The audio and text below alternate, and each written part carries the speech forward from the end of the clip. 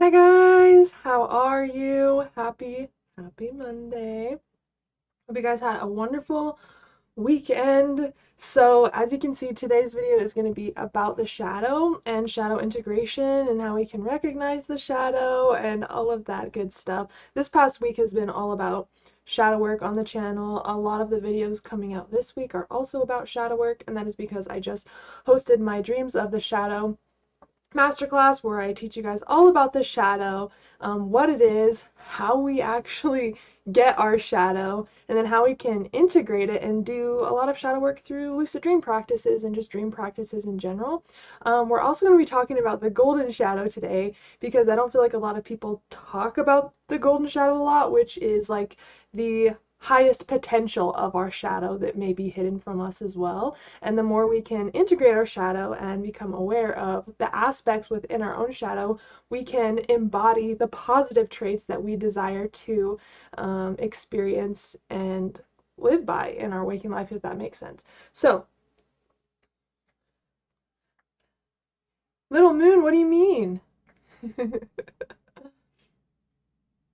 All right, guys, so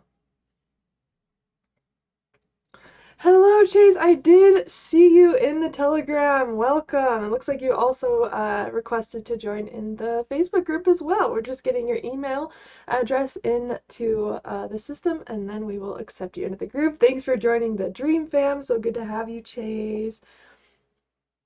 Oh, yeah. So with that, you will see that your membership moons have disappeared, and that is because YouTube again paused memberships and everything on my channel because of a false copyright claim.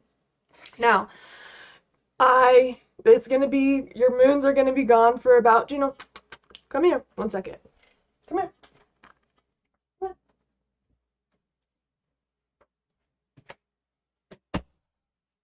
Okay. Hello, everyone. So as far as your YouTube membership moons, um, they're going to be paused for the next until about April 4th-ish. Because of a false copyright claim, the memberships, all of that got paused on my channel. So if you still want to get members content, I think I should still be able to upload to members. I'll have to check on YouTube. Let me know if you guys even see the members tab. If you are a member on my YouTube channel, let me know if you even see the members tab on the channel. I'm still going to be uploading all of the members only content to Patreon, so if you do support me on there, then you will still see all of that content come up. And all of the content, if you choose to just stay on YouTube memberships, you'll start seeing it again on the 4th. So it depends also, you may need to rejoin the memberships. It depends when you initially join the memberships. So like last time this happened, some of you did stay on the memberships and some of you had to rejoin them. So I just wanted to let you know that until about April 4th, you may not see membership options on YouTube, but I will still be uploading this content for you on YouTube. It will continue to release when I get my memberships back, and until then, everything will be on Patreon as well. So thank you for bringing that to my attention. I'm glad that you brought that up so I can make sure to mention it.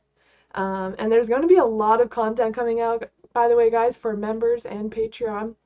I just created a 30-minute video yesterday on one of my favorite out-of-body experience techniques, like from start to finish, the process of that, and that's going to be a lot of what the members content is on the channel. Regardless if you are a YouTube member or you are on Patreon, you will be getting pretty much the same exact benefits. If you're tier 2 on YouTube, which is $9.99 a month, $10 a month, you're going to get the same benefits as if you were a Patreon for $9.99 a month. You guys will get the same content. It just depends how you choose to support the channel.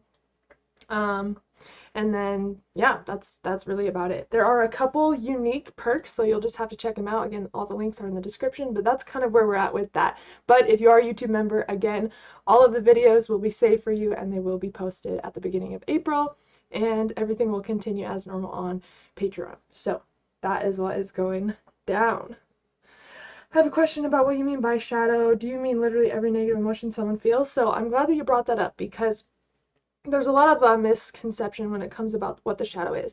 So the shadow is everything that we have denied, that we have suppressed, rejected, or disowned. So this could be a memory, this could be a trait that we have, this could be an emotion or a thought process, anything that we don't show to the world or that we try to hide in any way or disown, that is part of our shadow. Now, there's a lot of people that think like the shadow is just full of all of these like negative traits, you know, all of the stuff that just is like labeled as bad, but that's not actually true. The shadow is just unintegrated energy. Now, say that you had something, let's say when you were a kid, you were very intelligent, right?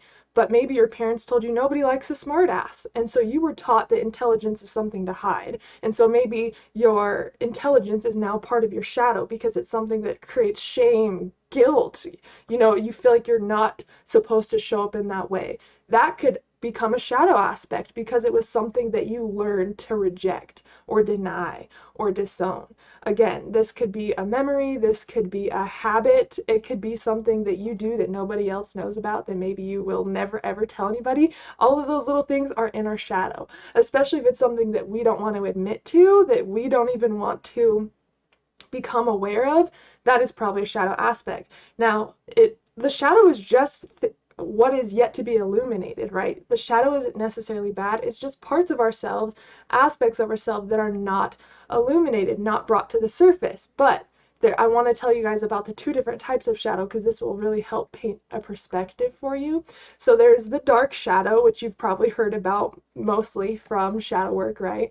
And again, the dark shadow, it kind of holds emotions of guilt, shame, anger, regret, you know, all of that. And again, this could be anything that we try to deny or hide from the world. But there's the dark shadow, and then there's also the golden shadow, which is the golden shadow is like the illuminated side of the shadow. It's still hidden, but it's all of our potentials that we haven't tapped into yet.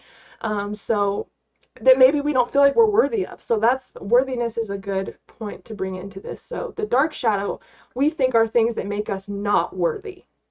And the golden shadow, we think are things we are not worthy of. Does that make sense? And so when we start to become aware of our dark shadow traits and we actually start to own that and look at it and get curious about it without judgment, then we can more easily access the golden parts of our shadow that we want to embody. So here's a little trick for you as far as the golden shadow. Look at who you admire the most. It could be an author, it could be someone you watch on YouTube, it could be like a celebrity that you've looked up to, it could be someone you know in your personal life, it could be anybody. Look at the people that you idolize the most, that you look up to the most. What traits about those people pull you in? What traits about those people make you admire them? Those traits that you see in them are actually aspects of your own golden shadow. So what you see and admire in other people, that's what is actually the potential within you that you haven't unlocked yet. And when it comes to the shadow, we are always projecting, right? We are always projecting no matter what. We do not see things for how they are. We see things as we are. Every person, every place that we go to, every experience that we have is filtered by our own perspective. And so we can either project our dark shadow onto people, right? And this will make us feel jealous. This will make us feel angry. This will make us feel guilty or whatever it is. You know, all of these, the spectrum of emotions within the dark shadow, we can project that onto others. Or we can also project our golden shadow. Oh, that's so inspiring. I love this about that person. This makes me so happy to be able to see this person doing this or whatever it is. That's also a projection, but from your golden shadow. So your golden shadow is showing you what's possible for you through other people. But in order to get to that potential, in order to embody all of those hidden talents and things that you haven't even discovered yet in yourself, you need to be able to hold space for your dark shadow as well. Now, when I say become aware of your dark shadow, it doesn't mean, oh, this is a negative trait about myself, I just have to accept it. You're not accepting it in that way, like that you're going to have it forever. You're accepting the fact that it was created in your shadow already. and you're holding space for it so you can integrate the energy from that lesson and actually use that energy in beneficial parts of your life, like embodying your true potential, like the traits and the beauty that you see in other people that's actually also meant for you. That's why you can see it in other people, because we're always projecting based off how we see the world. So what you see in other people, you also have within you as well, which is really amazing. So I want to kind of challenge you guys as far as uncovering some of your shadow traits. Now, if you guys have a journal with you, I would definitely invite you to get your journal. I'm just going to have a couple questions to ask you guys to help you kind of determine what is in your dark shadow. Now, it's really important to hold space for this part of yourself, because we need to be able to have loving awareness in order to transmute the shadow, because it was created by judgment. It was created by shame. It was created by denial and rejection. So we want to do the opposite when it comes to embodying our shadow traits and just looking at them. And really what it comes down to is the seeing. The seeing is the doing of this work. Just becoming aware of your shadow, you'll notice that the energy starts to fall away from it. It's kind of losing all of its power over you, because you are welcoming it with open arms and you're willing to look at the darkness within yourself and be able to see how it has kind of served you, how you have played it out in your life, and how you can actually shift that. So without awareness, we can't do the inner work when it comes to our shadow. So get a notebook if you have a notebook, or at least just a piece of paper, and I'm going to ask you a couple questions, and no one's going to see this paper. I don't want you to hold back on this. I want you to be completely honest with yourself, and that will really allow you to dive deeper into this work. And it was really cool in my shadow work class, because we went through a lot of journal prompts. We were all sharing parts of our shadow with each other, and that really creates kind of a playful energy within the shadow to be able to truly dive in and maybe be more vulnerable and honest, not only with others, you don't even have to do that, but with yourself, with what's in your shadow, and it really just lightens up the energy. So I am going to ask you guys a couple questions, so get your journal. What's up, Shelby? How's it going? Hey, Kevin, I'm doing great. How are you? Chase, oh, this makes me so happy. Thanks for being here, my friend. So what we're going to do now is we're going to identify aspects of your dark shadow, and then we're going to identify a couple aspects of your golden shadow. Again, the things within our dark shadow are things that we think make us less worthy, and what's in our golden shadow is what we feel like we may not be worthy of experiencing yet, or embodying, or becoming yet. So grab your journal, and please just put ready in the chat. Once you have your journal, once you are ready to go, or your piece of paper, just chat ready, so I know you are ready to go. Let me find it. I have so many Google documents, it's actually crazy. Okay. Again, put ready in the chat when you are ready. All right, got it. Look at all those readies. Okay, awesome. So again, first we're going to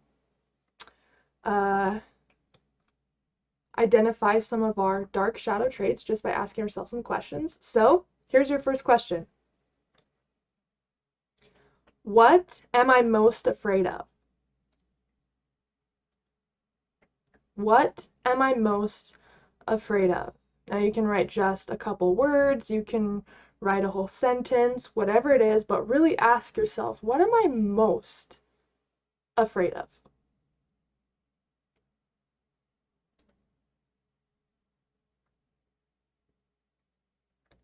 And once you have done that, go ahead and drop a number 1 in the chat. Drop a number 1 in the chat once you have written down your answer. What am I most afraid of? That is your prompt. It's supposed to go on your paper, Shelby. That's so funny. Totally calculated. I already know you. Great, look at those 1s. Awesome. A couple more seconds and we're going to move on. What am I most afraid of? And by the way, just doing this work, you are creating such a powerful connection with your inner self by saying, I see you, I'm ready to look at this, and without judgment as well. You're just being open, we're just getting curious, we're just seeing what's in our shadow, all right? Great. That was the first question. What am I most afraid of? The next question. What lies about myself do I tell others? What lies about myself do I tell others?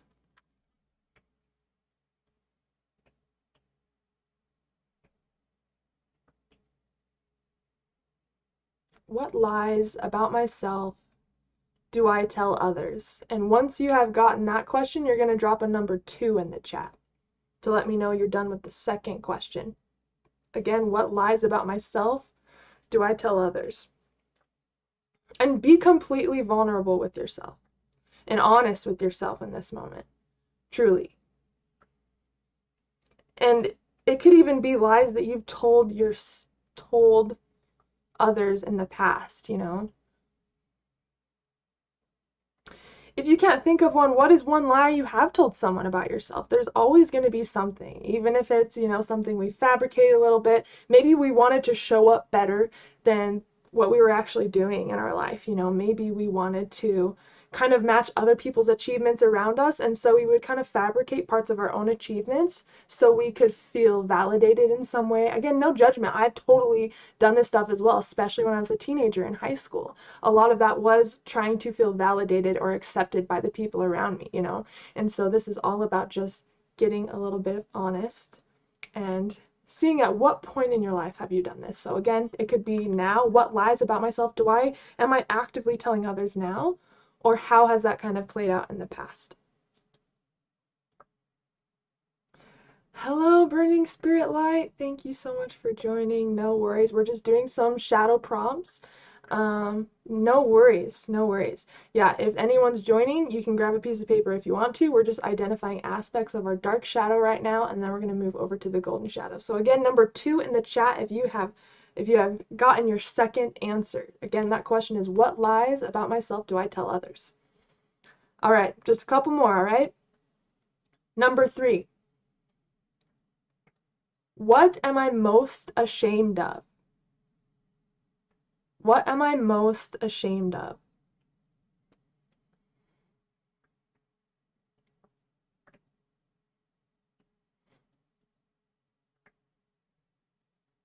Jovan, totally, absolutely. Yeah, the out-of-body experience is a thought-responsive state, and so aspects of ourselves can absolutely show up just like they can in a lucid dream.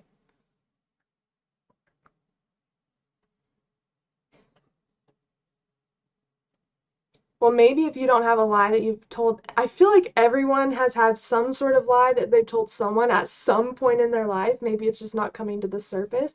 But if you can't think of that, maybe what lies have I told myself? Or what do I try not to admit to myself? You know what I'm saying? So you can always try to tweak it slightly, but I would definitely try to dive in as much as you can into these questions. Hello, Vicky. How is it going? Welcome, welcome. Good to see you. I hope that you're doing well. Perfect. Yeah, write that down. So what am I most ashamed of is the third question that we are diving into. So once you've gotten your question, drop a 3 in the chat to let me know that you are done. And then we're going to go over to one more dark shadow question, and then we're going to dive into the golden shadow. Number 3 in the chat, if you have wrote down your question. Again, what am I most ashamed of? And truly be like really honest with yourself here. Again, this is a practice for you. This is so you can focus on illuminating the aspects of yourself that may have been hidden up until this point. But everything within our shadow actually plays out unconsciously in different areas of our life. And the more we can bring awareness to these aspects of our shadow, the more energy we can actually transmute from those aspects and put it towards, you know, our golden shadow and bringing out our light instead of trying to hide or dim our light. Perfect. Gotcha. Now, the last question for the dark shadow What personal habits cause me pain? What personal habits cause me pain?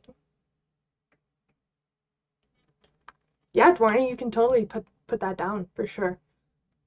Because we absolutely tell lies to ourselves on in some way or another, right? Even if it's not actively to other people. But I feel like at some point in our life, we've definitely kind of maybe projected how we want to be onto others as far as fabricating our story or who we are, if that makes sense. The next question again is, what personal habits cause me pain? So what do you do that you know that you shouldn't be doing, or at least doing it the way that you do it? Something that either causes you physical pain, emotional pain. It could be any sort of discomfort that you know isn't actually aiding your growth. Again, drop a number 4 in the chat when you have gotten the answer to that question.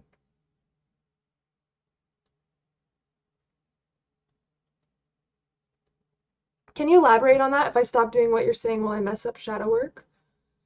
There's no way to like mess up shadow work. I think the whole point to shadow work is just bringing awareness to aspects of your shadow. The shadow is just unintegrated energy. It is just energy that has not been illuminated.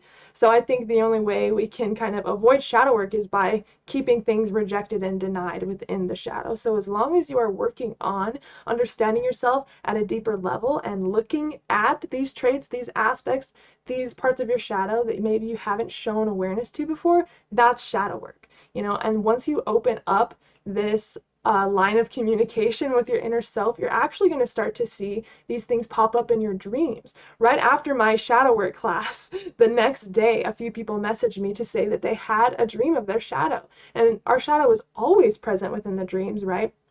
Because we dream in the unconscious, and that's the shadow's territory, is the unconscious mind. So our shadow is always showing up in some way or another, but once the shadow knows we're listening, we're willing to become aware, to love and accept these aspects of ourselves so we can kind of transmute the energy, the shadow will be more prominent in letting you know that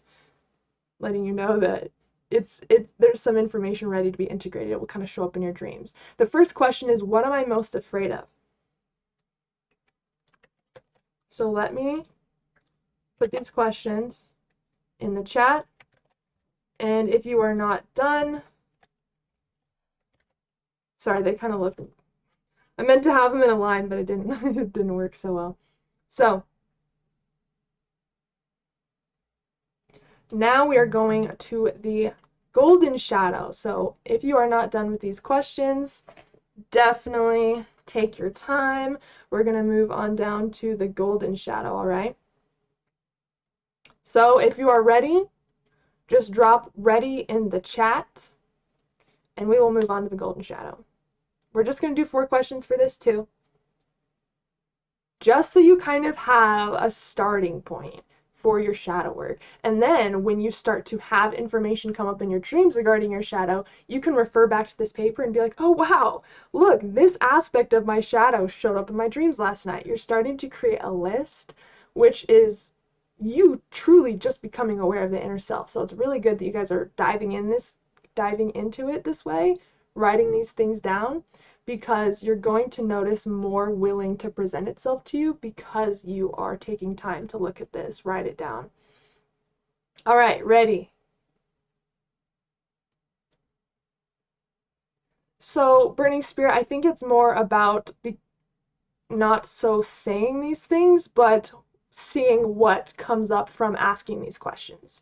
If you already know parts of your shadow, then you can already start doing work around that. And a lot of it is admitting that it's there, it's acknowledging it, it's witnessing it, holding space for that aspect of yourself, and saying that you love and accept yourself anyways. You know, we don't want to create more shame or guilt or anger within the shadow. We're trying to transmute that energy, so we need to show up with the opposite kind of energy when we do this work.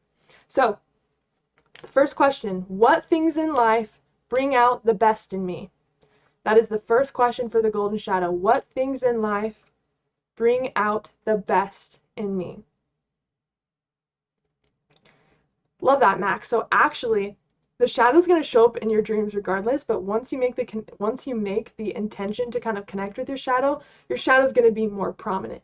You might have nightmares, for example. You may have a dream of someone stepping over your boundaries or making you feel uncomfortable. You may have a dream that highlights your insecurities as well, and these are all ways that the shadow can show up in our dreaming experiences. And so just by making the intention, even before bed, shadow, come to me, I would like to meet you tonight, or whatever you want to say, just setting the intention will open up a line of communication between you and your shadow that you can use to do a lot of the deep inner work. And by looking at these aspects of ourselves that we want to transform, allows us to become transformed by being able to actually accept the parts of ourselves that we do want. If we can accept the parts of ourselves that we have found unfavorable, then we can accept and embody maybe the beautiful, wonderful things that we thought that we were unworthy of experiencing.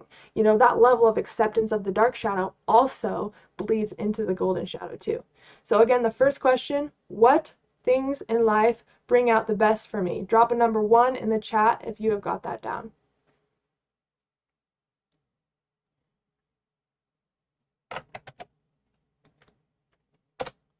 What things in life bring out the best in me? Is it art? Is it connecting with other people? Is it music? Is it traveling? What is it? You're feeling your best. Like, if you could spend your time doing this all the time, this is it. Perfect. All right. Next question. Based on a playful amplification of my own personality, if I had one superpower, what would it be? So Chase, the first golden shadow question was, what things in life bring out the best in me? And the second question is, based on a playful amplification of my own personality, if I had one superpower, what would it be? So I actually think that I have my shadow work notebook here, so I'd love to share some stuff with you in there from my own work. Let me see.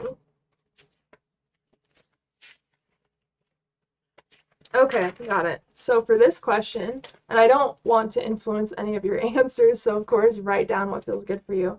Yeah, one superpower based off a playful amplification of your own personality. So what is within you that if it was amplified, you'd consider your superpower? For me, let me find the question. I have it written down. Okay.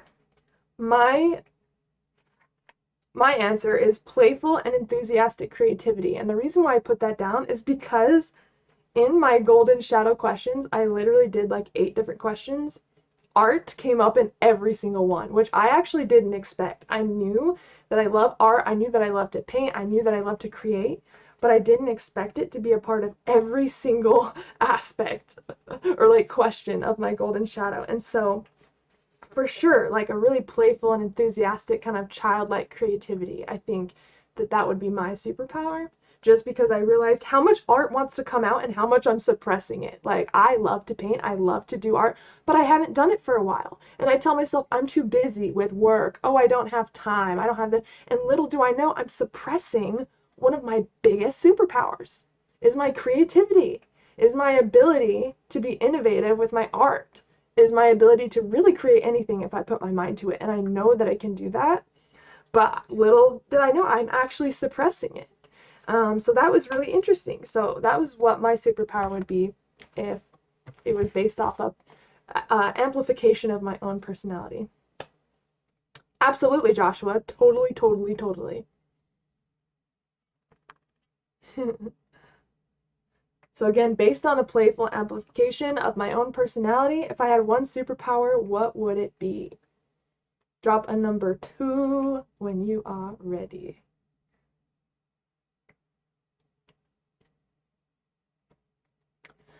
Burning Spirit, can you describe what you mean by the manipulation? Because it could be your ego resisting change. I know that that's definitely happened with me, and my ego will try to self-sabotage my growth. by certain thought loops I have, certain urges, emotions, and so notice how it's coming up, and you'll be able to kind of, because it may be an aspect, and again, the ego isn't anything bad. I think that's also a misunderstanding. People believe that the ego is something bad that we should kill. No, we want to make friends with the ego. The ego is what's helping us survive in this reality. It helps ground us down to this 3D experience, and the ego's job is to survive no matter what. The ego lives way back in the day where it thinks we need to fit in to survive, we need to show up a certain way to survive, and times have changed, right? So this is really the limited part of our mind that can't see into the future. It can't perceive time or a timeline. It just sees what's here and now, and it accepts it as fact. So this is why, number one reason, it's amazing work to be able to decipher your truth to your survival mechanism. And I even recommend naming your ego. So if you can name your ego, that would help just to create that separation between what is you and what is your ego. So something to think about. So drop a number 2 if you have gotten that question down. Number 2. Next question. In what areas of my life do I hide my light? In what areas of my life do I hide my light? How do you dim your potential, your light? Do you try to kind of dumb yourself down in your friend groups, for example? I knew that I kind of had to do that in my past, especially like with my high school friends and stuff. I was into like really weird stuff. It was really just philosophy and all these different things that really wasn't popular at the time, at least in my peer group or age, however you want to say that. And so I felt like I had to kind of water myself down in a way to feel like I fit in. So that was definitely one way that I hid my light, was the knowledge that I had, or even my art, my creativity. I feel like I hid a lot of that just to fit in with others. In what areas of your life do you hide your own light? Do I hide my what? Mr. Intuition. Oh my gosh, that's funny. Of course the ego would come up with that name, right? And you know what's powerful is even naming aspects of your shadow. So just like you would like name, no offense to anyone named Barbara, but that's kind of what I named my shadow. I don't know, it's just like, okay, thanks for sharing, Barbara. Anyways, you know, it teaches us to kind of hear out what the ego is saying, but not identify with it and emotionally connect with it. You know, a lot of people will be like, why am I having these thoughts? Oh my gosh, this isn't really me. It's because it's not you. It's your survival mechanism, basically pretending to be you. The ego strives to have an identity in waking life. And so it will attach itself to anything that it can to create this false identity. And the only reason we get trapped in the ego is because we identify with the ego. So I think giving it a name, realizing when it comes up, you know, and being able to create that separation is really powerful. And again, doing it with shadow aspects of yourself. So what's a shadow aspect? And then you kind of put your name at the end of it, which kind of helps you witness that it's there. It kind of lets that shadow part of yourself know that you're listening. And then it kind of starts to fade away. Once you become aware of something, it's like a bad habit that you do, right? Once you know that it's a bad habit that you do, you're aware of it every single time that you do it, and then you can more easily disconnect from having that habit. It's the same with with shadow traits in general, right? If we can become aware of them, now we have the power to actually shift them and change them, even if it's unconsciously. You have an aunt named Barbara.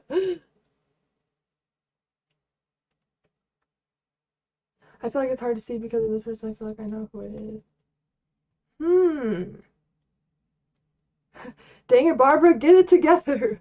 See it, and it kind of creates a little playfulness around it too.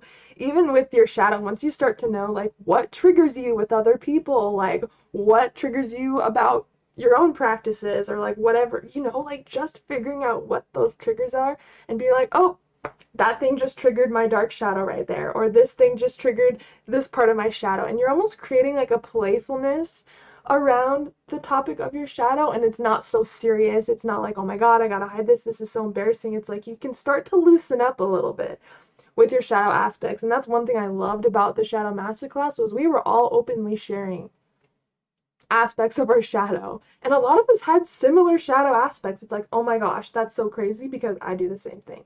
And I think it gives you more, it creates more empowerment and allows you to show up more authentically when we can admit these parts, not only to ourselves, but actually be more open with others. And I'm not saying you have to be open with others about your shadow.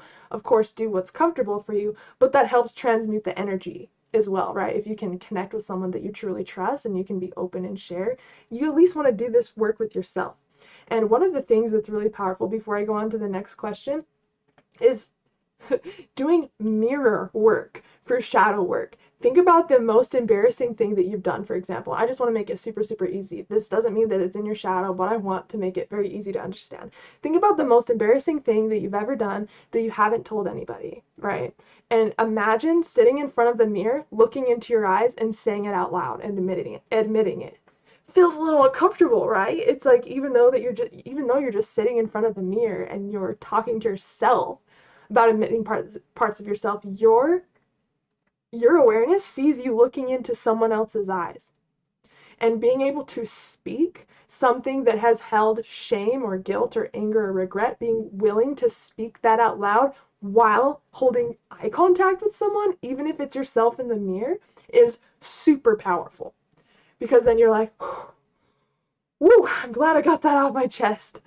Feels good. And it's because you've loosened up the heaviness with that shadow aspect, and you were able to finally bring awareness to it and release some of the energy and finally get it off your chest.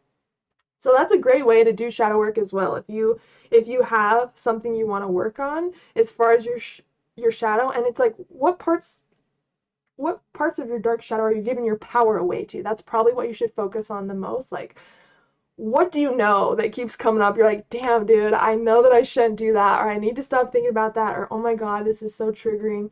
How can you work with that one thing?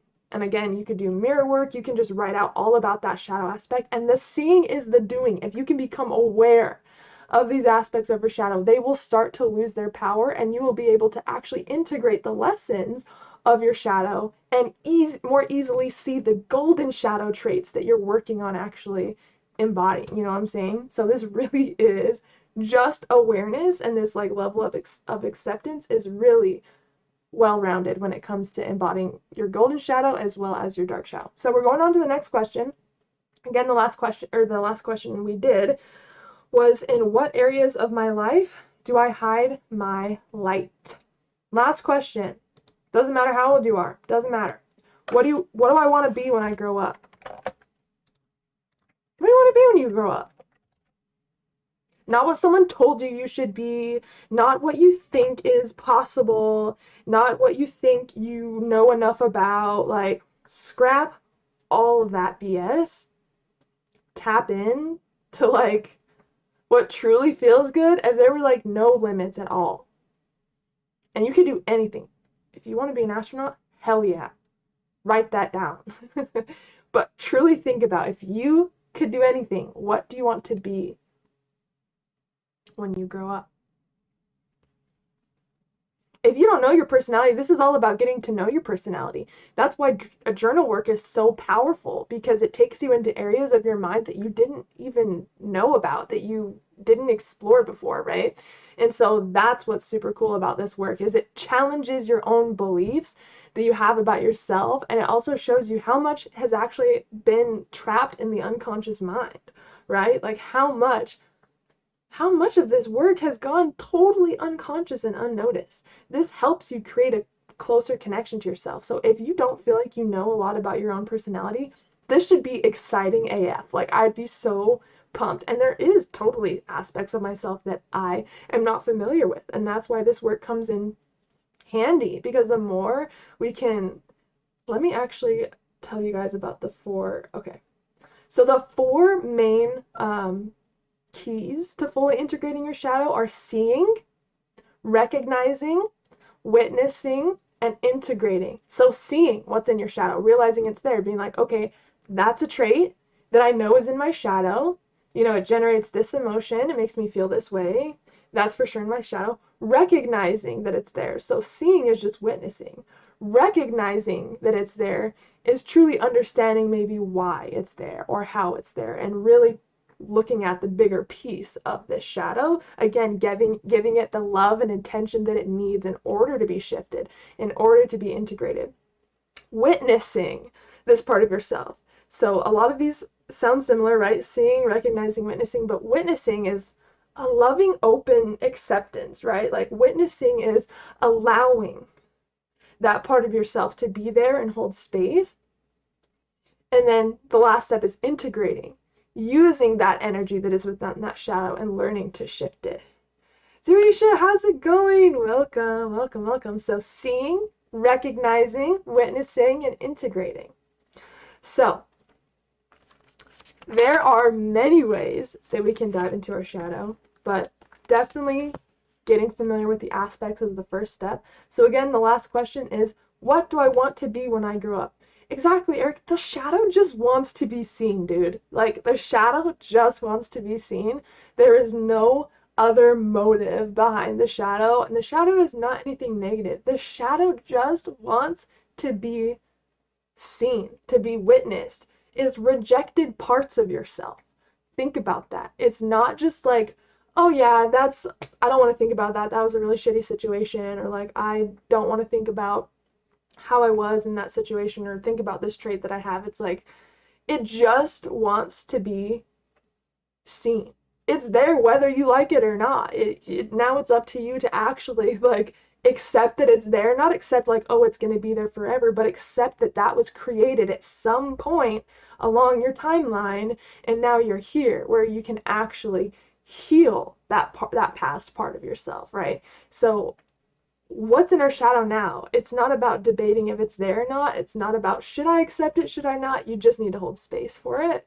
And this is brilliant work to be able to do that. And sometimes it's hard, right? If we're not willing to accept something we have done or accept a part of ourselves, it's just taking back our power, really. We have given away so much power to situations that have made us feel small, people that have made us feel small, belief systems that have made us feel small, and it's about reclaiming all fragments of your energy and being able to fully use that in your life so you can show up authentically, so you can show up more powerfully in your own life, right?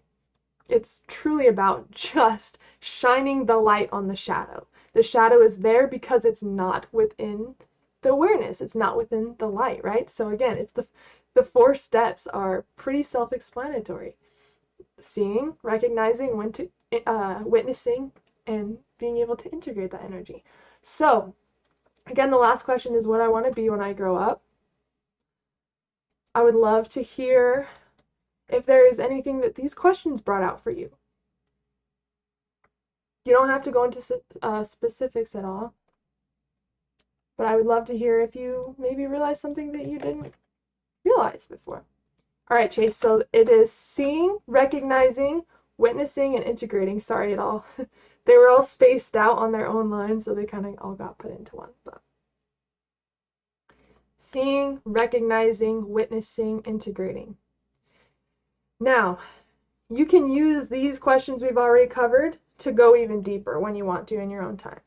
Once you have your individual aspects, you can start to expand on them, you know, as far as the emotions, the experiences that one aspect held, how this aspect still shows up in your life. If it's jealousy, what are all the ways that jealousy still shows up in my life? If it's shame, what are the biggest things that I'm shameful of that I know still bother me, that I know that are still in my mind, right?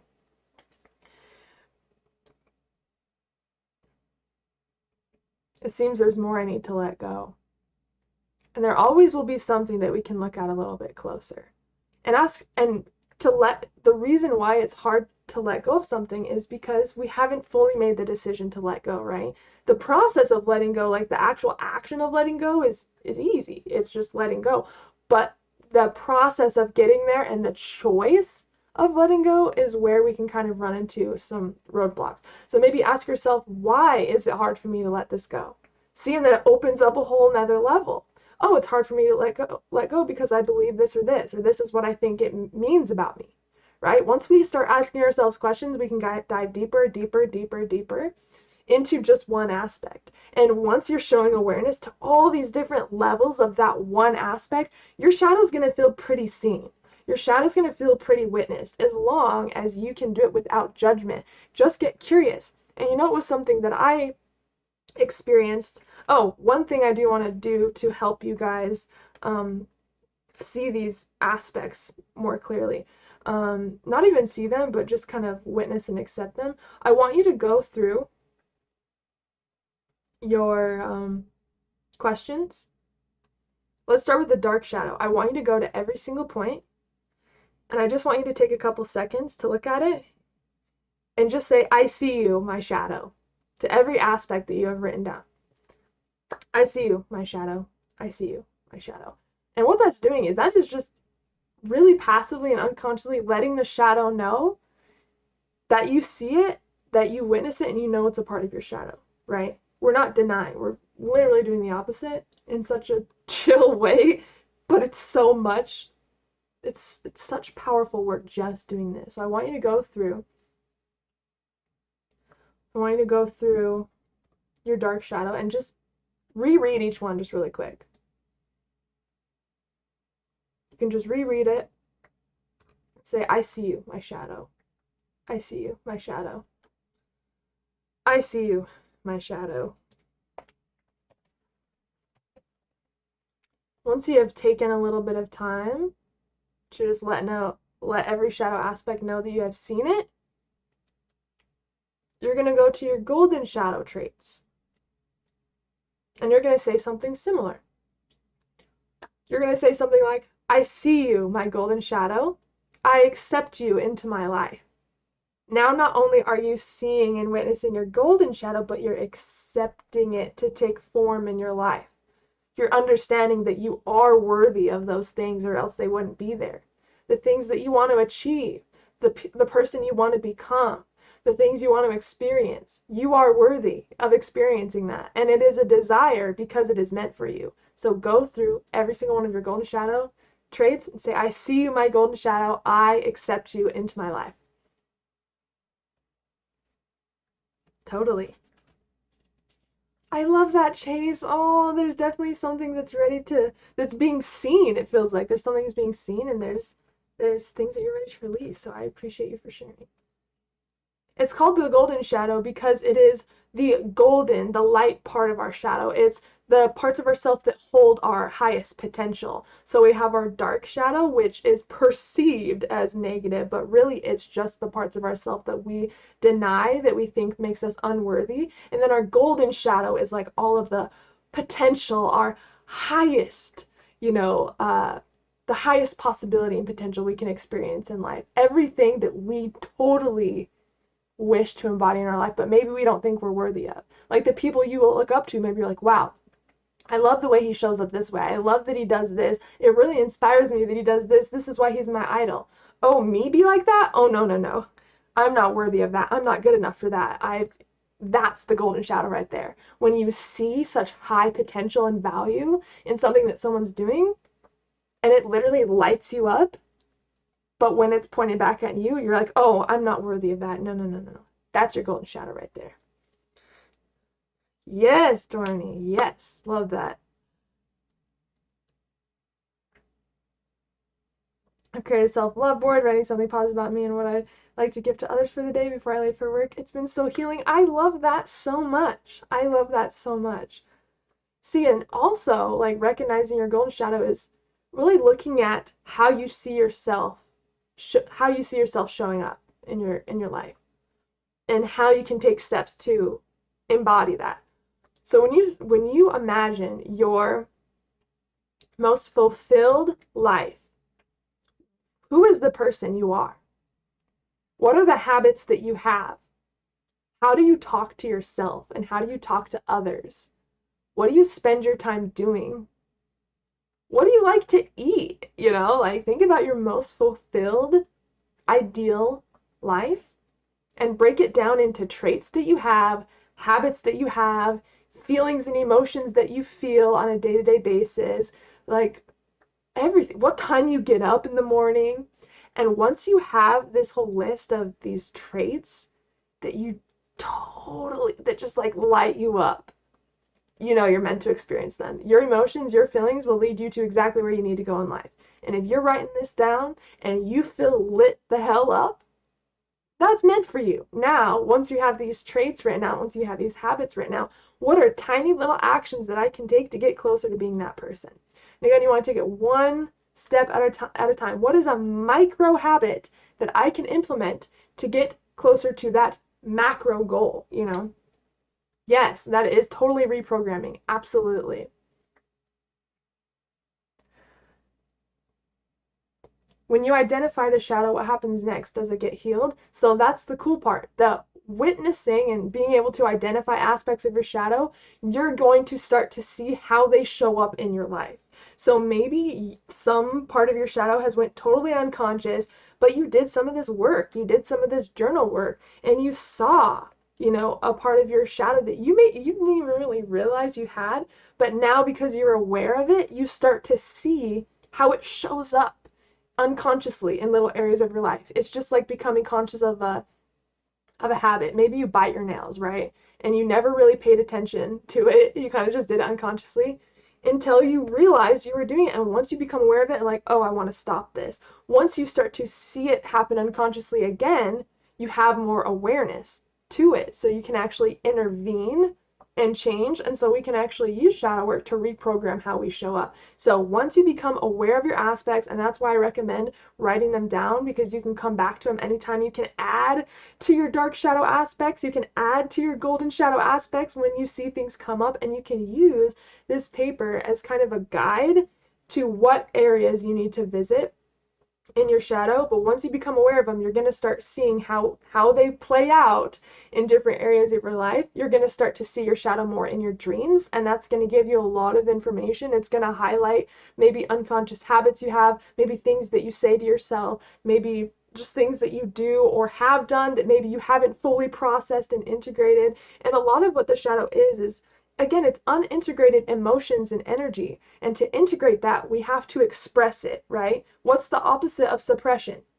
Expression, right? And the reason why these things have been suppressed in the shadow is because they were not expressed. So in order to transmute an energy in your shadow, what do you need to do? You need to express it in some way. Think of it like this as well. Say that you had an experience when you were younger that was very traumatic to you, but you didn't have space to be able to express your emotions freely. Maybe you were around people or caregivers or people that you did not feel safe expressing your emotions in that moment, right? Maybe it was shame, maybe it was fear, maybe it could be anything. And you push it down. You push those emotions down because you do not feel safe enough to fully express it. That is now stored inside your subconscious mind. It is now stored inside your shadow. And maybe you need to, now you're an adult and you need to revisit that experience so you can fully express those emotions. Emotions get saved in the psyche and they get saved inside the body.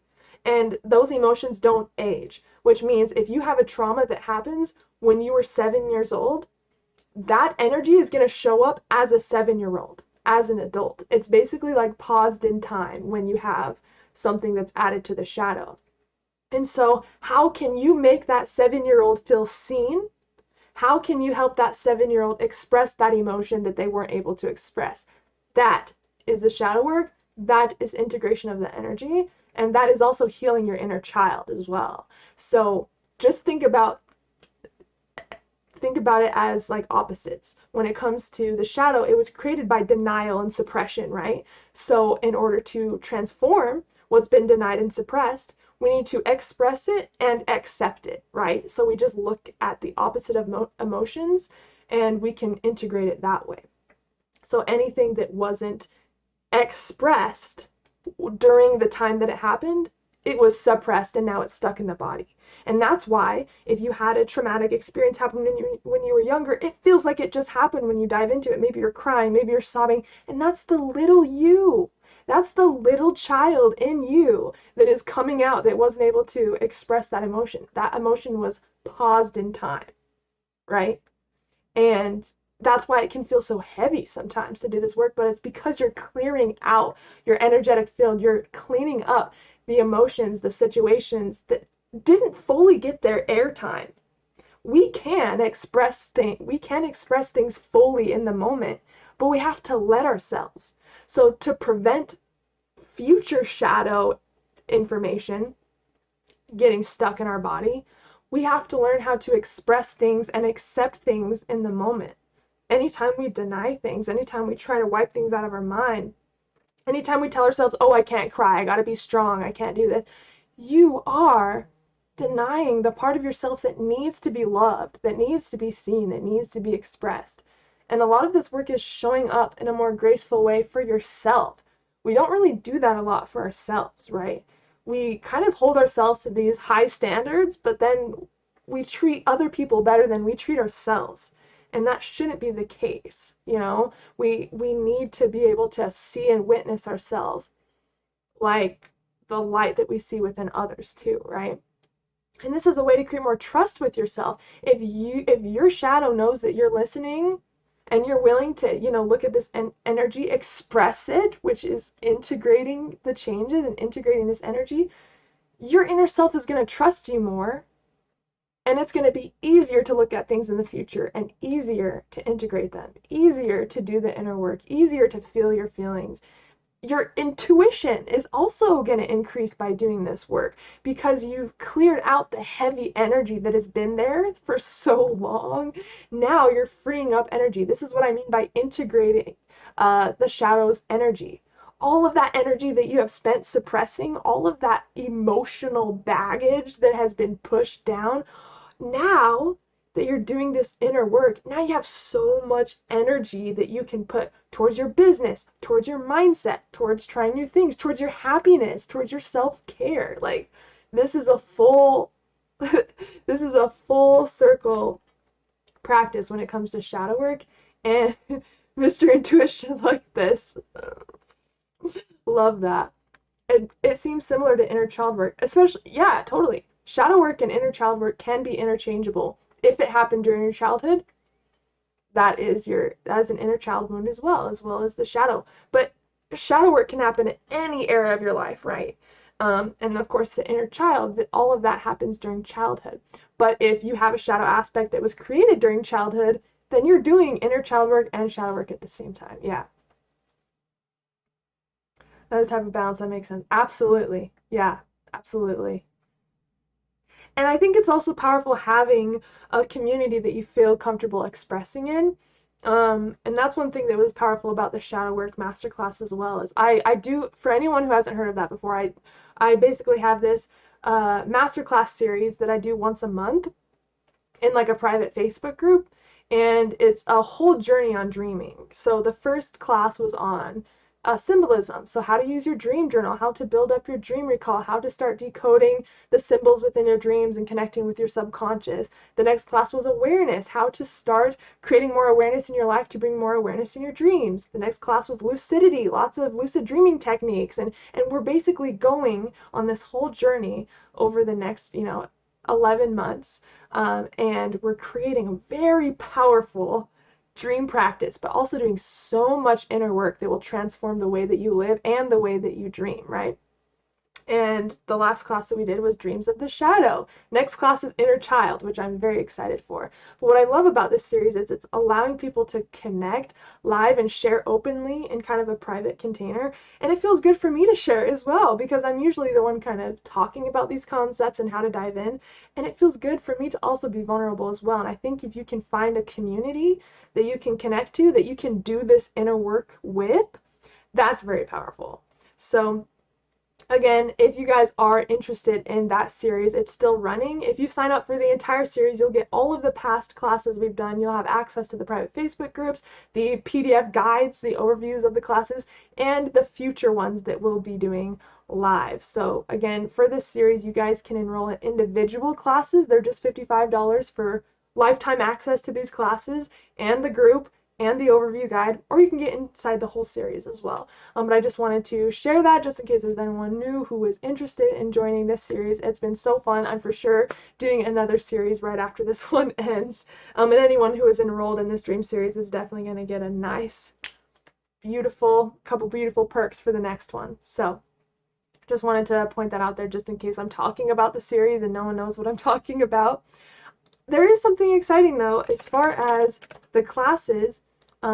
You will not have to go through PayPal anymore to sign up for the classes, which is so cool. I am now putting them on a site where you can look over all of the classes individually and sign up for them through there. So I am in the process of putting all of the Masterclass series classes on the site. Awesome, Chase. Yeah, if you want to join on the entire series, just send me a message. I think you messaged me. Did you message me in Telegram? I think so. I'm sorry, I've been so busy today, I haven't been able to get. Okay, yeah, you messaged me through Telegram, so after this live, I'll go ahead and message you in there, and then we can chat. And again, it's the most powerful series I've ever done, like hands down. And you're gonna have over 22 hours. Over 22 hours of content. Did you guys hear that? It's crazy. Crazy, crazy. So I would love for anyone who is interested to have that space to join and connect with, you know, the community. And I did post, did I post that? Oh, I thought I posted the link. I only have 2 classes up here now. I'll show you guys just what it looks like if it lets me. That's where all the classes are going to go. There's only 2 up there now, but I will add them as I continue throughout this series. But yeah, if there's anyone interested in joining in the full series, then you can just shoot me a message.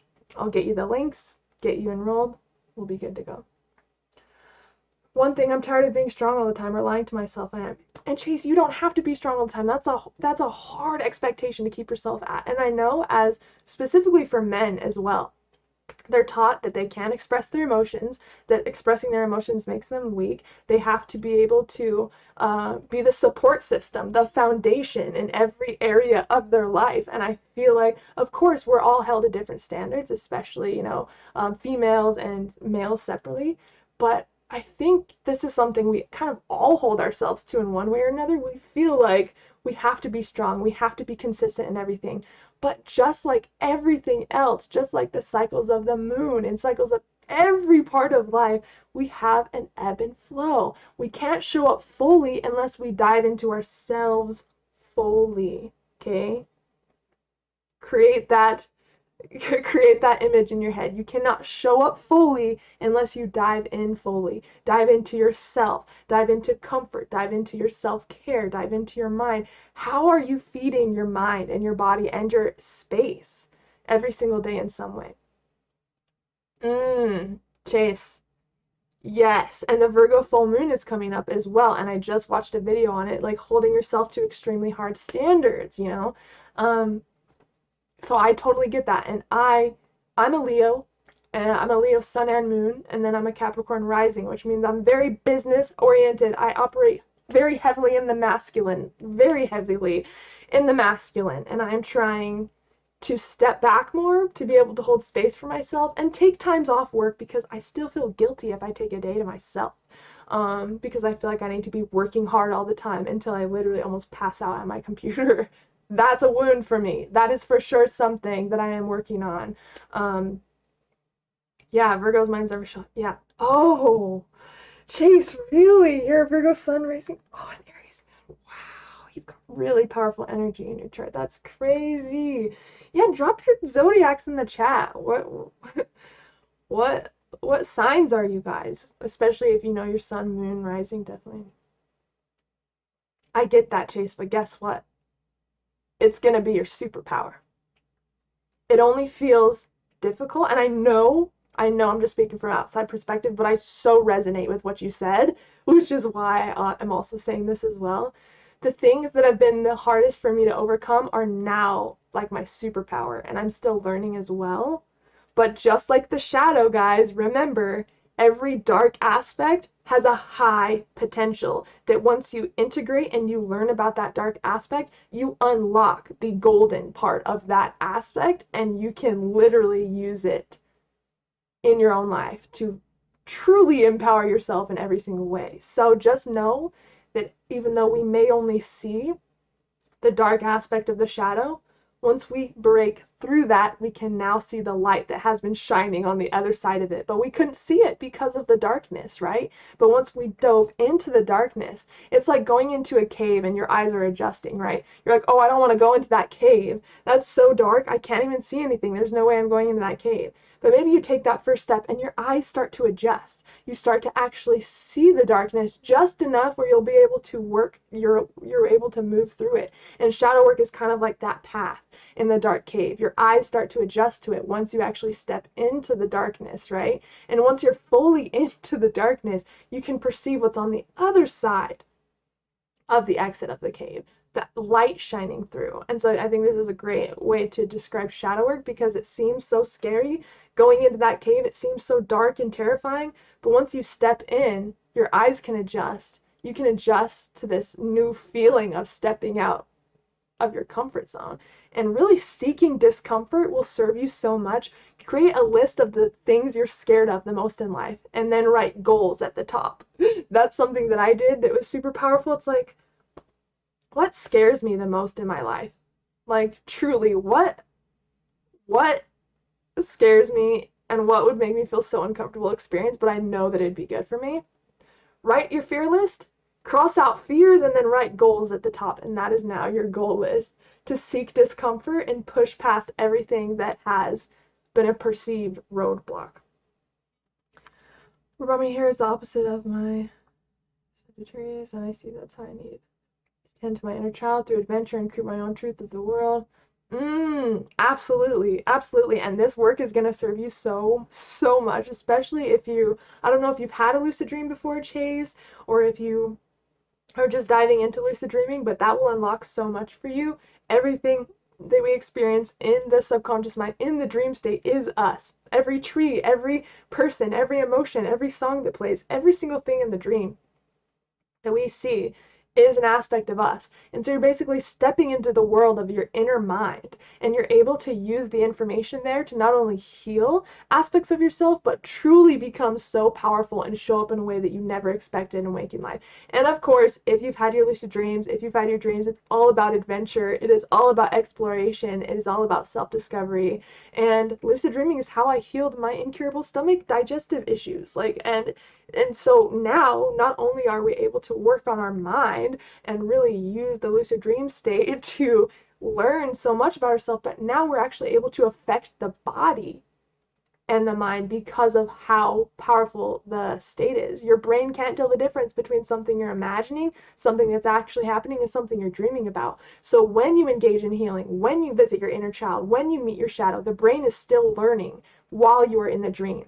And this is how we can reprogram our brain and completely change our life through dream practices. And this is all just inner work. Lucid dreaming and dream work is just a different tool to explore the inner self, but it's definitely one of my favorite ways to do so. Yeah, lucid dreaming is so freeing. I for sure agree. At a point where I need some deep guidance to reach my... Well, we are here for you, Chase. Of course, I'm here to help in however I can. And you're here for a reason. Every single thing that we have experienced in life, we experience for a reason. Everything is happening for us in one way or another, and you were definitely led here for some reason. I used to smoke a lot and blocked REM stages. I'm no longer smoking and freed up mental space. I want to lucid dream out-of-body. You are in the right place, my friend, and I think a lot of us have been through that when it comes to REM rebound and actually building our dream recall, and I'm with you too. There was a time where I was always smoking, and it totally not only crashed my dream practice, but my motivation, the inspired part of my mind that wants to dive in deeper to different parts of myself. It's like, you know, it helped me in different ways with like physical pain when I needed it, but it definitely shut me off to a lot of my potential. And so I definitely resonate with what you're saying. And no worries, like this is the hub for lucid dreaming, out-of-body experience, and just altered states and self-growth. I really want to expand this channel into more ways that we can dive deeper into the inner self, but we will never ever stop talking about lucid dreaming or out-of-body experiences.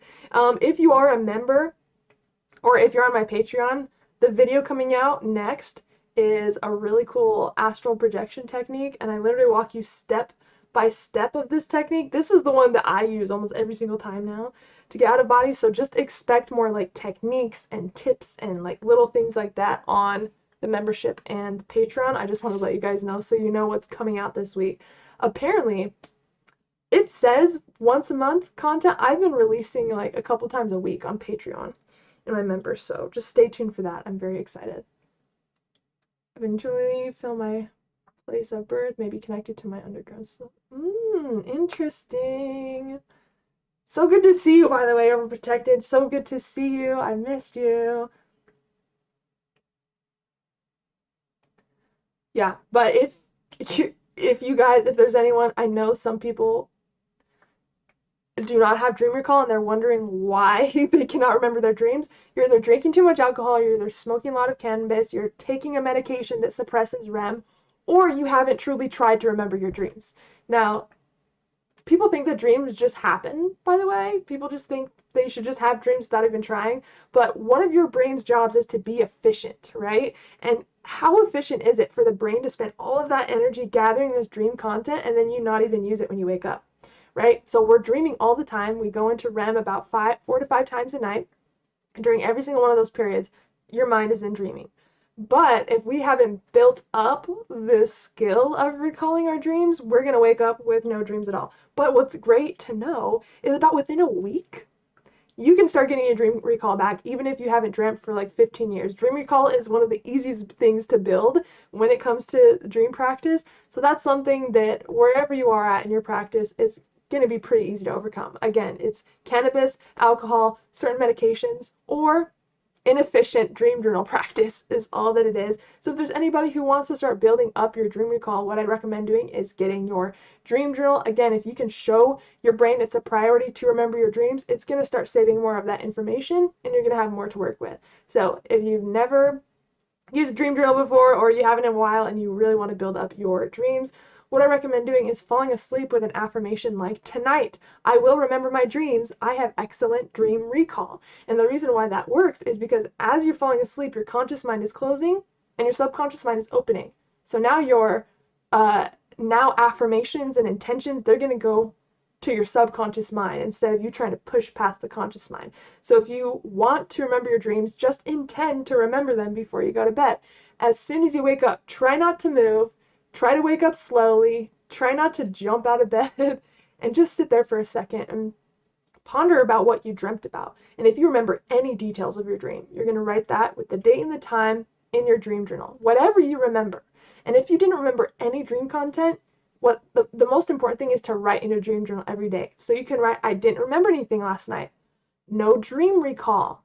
Or you can even just write, I remember waking up to go to the bathroom at 3 o'clock in the morning or whatever. The biggest thing is building memory around what happens during your sleeping cycle. So even if you don't remember dreams the first night, if you remember rolling over in the middle of the night, cool. If you remember getting a random song stuck in your head in the middle of the night, cool. If you don't remember anything at all, sick. Write that down in your dream journal. And this will show your brain, oh, they're actually paying attention to their dreams now, their sleep cycle. Okay, maybe it's important for me to start recalling that information, right? Because the brain wants to be accomplished. The brain wants to be efficient. And if it knows that it's now going to serve you more, if it saves the dream content, it's going to save more dream content. And after about a week of doing this, every single day, you'll start to really recall more of your dreams. And then you can start building awareness in your dreams and becoming spontaneously lucid in your dreams. Now, I love lucid dreaming techniques. I think they're great. You have a weekend where you want to try to induce a lucid dream. Awesome. But one of my favorite things to teach people on this channel and in my workshops and my clients is spontaneous lucid dreams. You don't have to mess up your sleep cycle. You don't have to wake up to do a million techniques. And you create a habit of lucid dreaming because you've built a habit of awareness. What creates a lucid dream? The awareness that you are in a dream as the dream is happening. How can we build that awareness naturally? By building it more in waking life. What you'll see when you start to get in this practice is your dream self imitates how you are in waking life. And this is why the subconscious can, or the shadow can show up in your dreams, right? because the unconscious things you do will show up in your dreams. And your dreaming self will literally be a personification of the unconscious you. And so if you notice that when you're dreaming, you don't even pay attention. There's flying cars, there's talking animals, you're with these celebrities you've never met in waking life, and you're just like, cool, this is awesome, this is normal, nothing's weird about this at all. If your dreaming self is doing that, and you wake up and you see that, it's because you're going on autopilot in some sort of way in your life that's causing you to miss out on cues that you're dreaming. So once you start to remember your dreams, you can start to look at your dream content and use it to help you get lucid. Now, how we dream is how we live, which means what's playing out in your dreams is most likely a representation of how you are in waking life in some sort of way. So if you want your dreaming self to be more aware, you need to be more aware in waking life. Now, what creates lucidity? What creates lucidity? The part of the brain that creates lucidity is called the prefrontal cortex part of the brain. Now, that part of the brain is associated with our sense of self and our critical thinking. Right? So you can see how this is turned off in a normal dream. Our sense of self is turned off, which is why if we dream that we're like the Queen of Egypt or something in a normal dream, we'll believe it because our sense of self of this reality is turned off, right? And our critical thinking is turned off. We don't think about how we got there, how we got to Egypt, we just accept it, right? So in order to become lucid in your dreams, you need that prefrontal cortex activated. You need to have your critical thinking activated and your sense of self of this reality. And in order to do that is to use that part of your brain more in waking life. So how can you be more aware in waking life? What's a way that you can tap into your sense of self? You can set an alarm and recall your entire day. Okay, yeah, I'm doing a live stream right now. What was I doing before this? I drank a cup of coffee. What was I doing before that? I had a mastermind with Chance. What was I doing before that? I gave my dog his vitamins and his greenie. What was I doing before that? I was making my bed. I was watering my plants, right? I'm calling back my entire day. If you can get in the habit of doing things like that to become more aware of what's happening, you'll start to do that in your dream, but you won't be able to recall your entire day, right? The last thing you'll remember was probably getting in bed, and that will trigger lucidity. So you're basically wanting to implement things in waking life that you want to show up in your dreams. This is why you ask yourself the questions. Is anything weird going on right now? How do I know that I'm actually awake right now? What was I doing right before this? Is anything odd about what I'm experiencing? You want to start asking and answering these questions throughout the day so that you start asking and answering these questions in your dreams. And you won't be able to answer them because it won't make sense once your sense of self and your critical thinking is turned on in the dream, right? You won't have the same results as you do when you ask yourself these questions in waking life. But we ask these questions and we stop and become aware so we can create that same habit in waking life, or in our dreams, right? And so it's all about creating a habit of lucidity. Lucid living will lead to lucid dreaming. So this is what I talk about a lot on my channel, in my containers with my clients. We definitely touch on lucid dream techniques, but I want to help you create a life of lucidity. I want to help you see the magic in every single day. I want to help you pick up on synchronicities when they happen, to be able to tap into your intuition, to experience the fullness that life has to offer you. But we can't do that if we are living unconscious, if we are living asleep, right? And so lucid dreaming actually leads to more lucid living. It actually allows us to experience life more fully. And so this is what I am going to talk about a lot, that you will see on my channel and in my courses. Chase, Alan Watts, I'm obsessed with Alan Watts. You don't even realize. I listen to Alan Watts every single day. I love Phase of Evolution. Phase Evolution hasn't uploaded forever. I remember watching his content all the time. Yeah, Chase, yeah, Bob is super cool. Yeah, he's really cool. So is Robert Monroe, of course, gotta have his books, and William Buhlman is absolutely awesome too, for sure.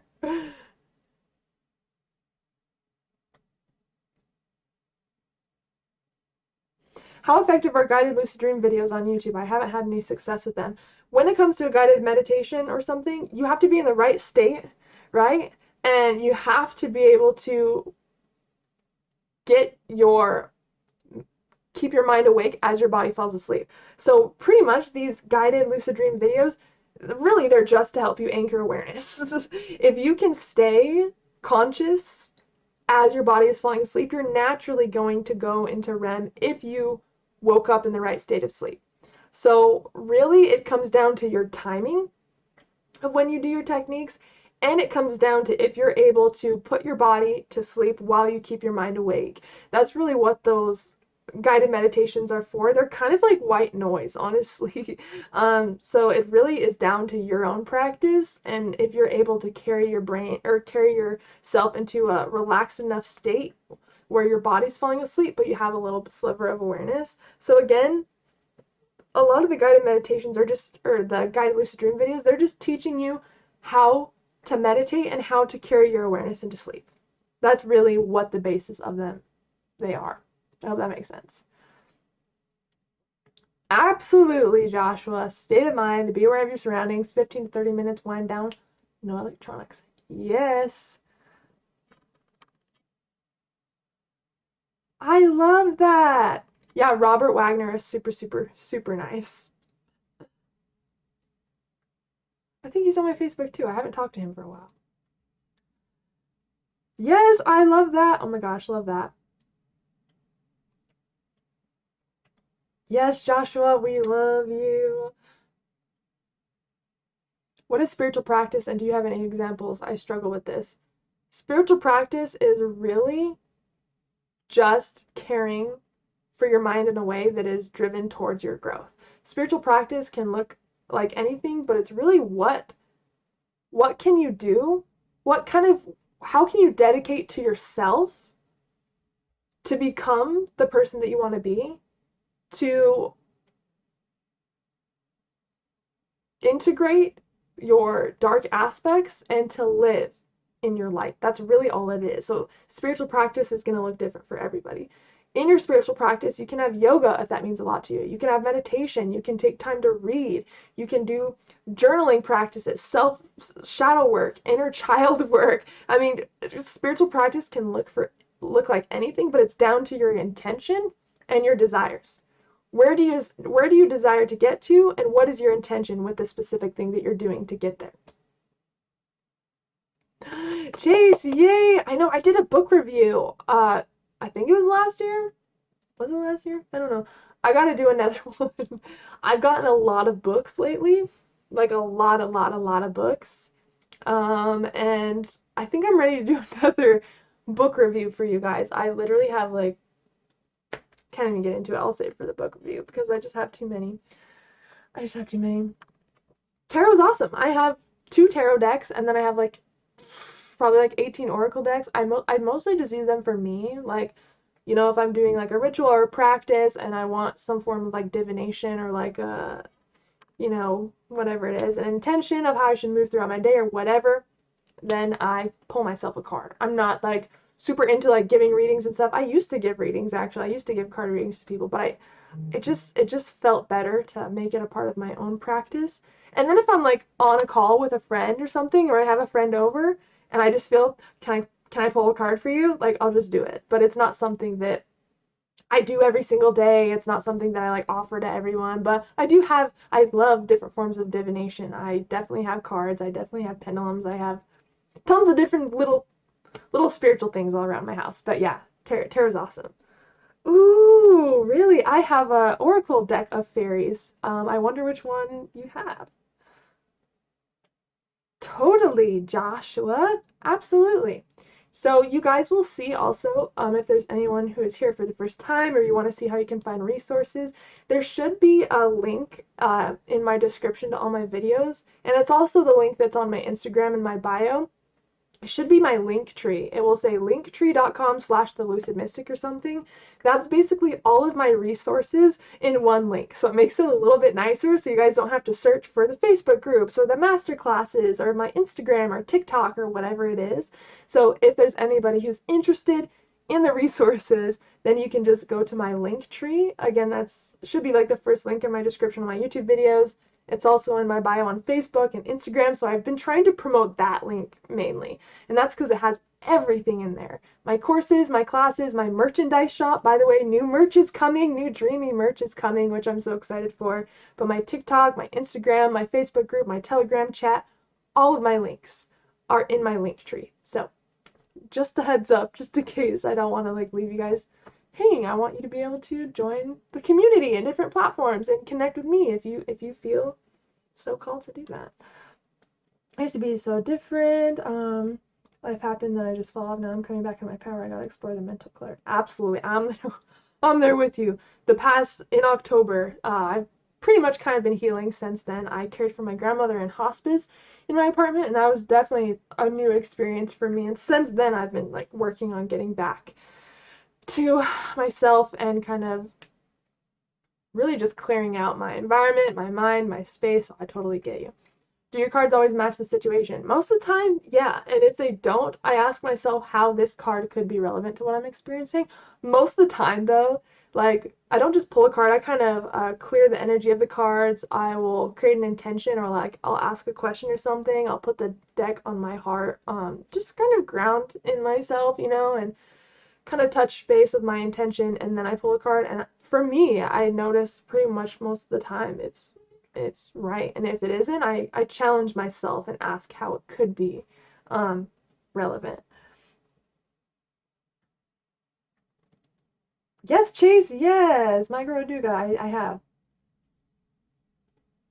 Yeah, I actually have a video. I made a couple videos on it. It was a very intense situation. It's extremely deep, actually. But yeah, it was definitely a new experience. So much growth has happened since then that has allowed me to grow in so many areas of my life. I can't even begin to tell you. I'm still processing it. I literally cried myself to sleep the other night over my grandma. I'm still, you'll have days, you'll have weeks where it's like, oh, I totally get it. I get why this happened. She's obviously still here with me. It's good. But then I'll have days where I for sure break down. Still. I mean, it happened. She passed on October 28th, so it hasn't been that long, but yeah, I'm always still learning too, for sure. Jamal, how's it going? Joshua, thank you, my friend. I appreciate you. Yeah, I'm definitely excited to do a book review because you guys are getting me hyped. I literally have so many books I want to tell you guys about. So we'll definitely have to do a book review for sure. Let me see. I know also that I do a monthly live stream just for members.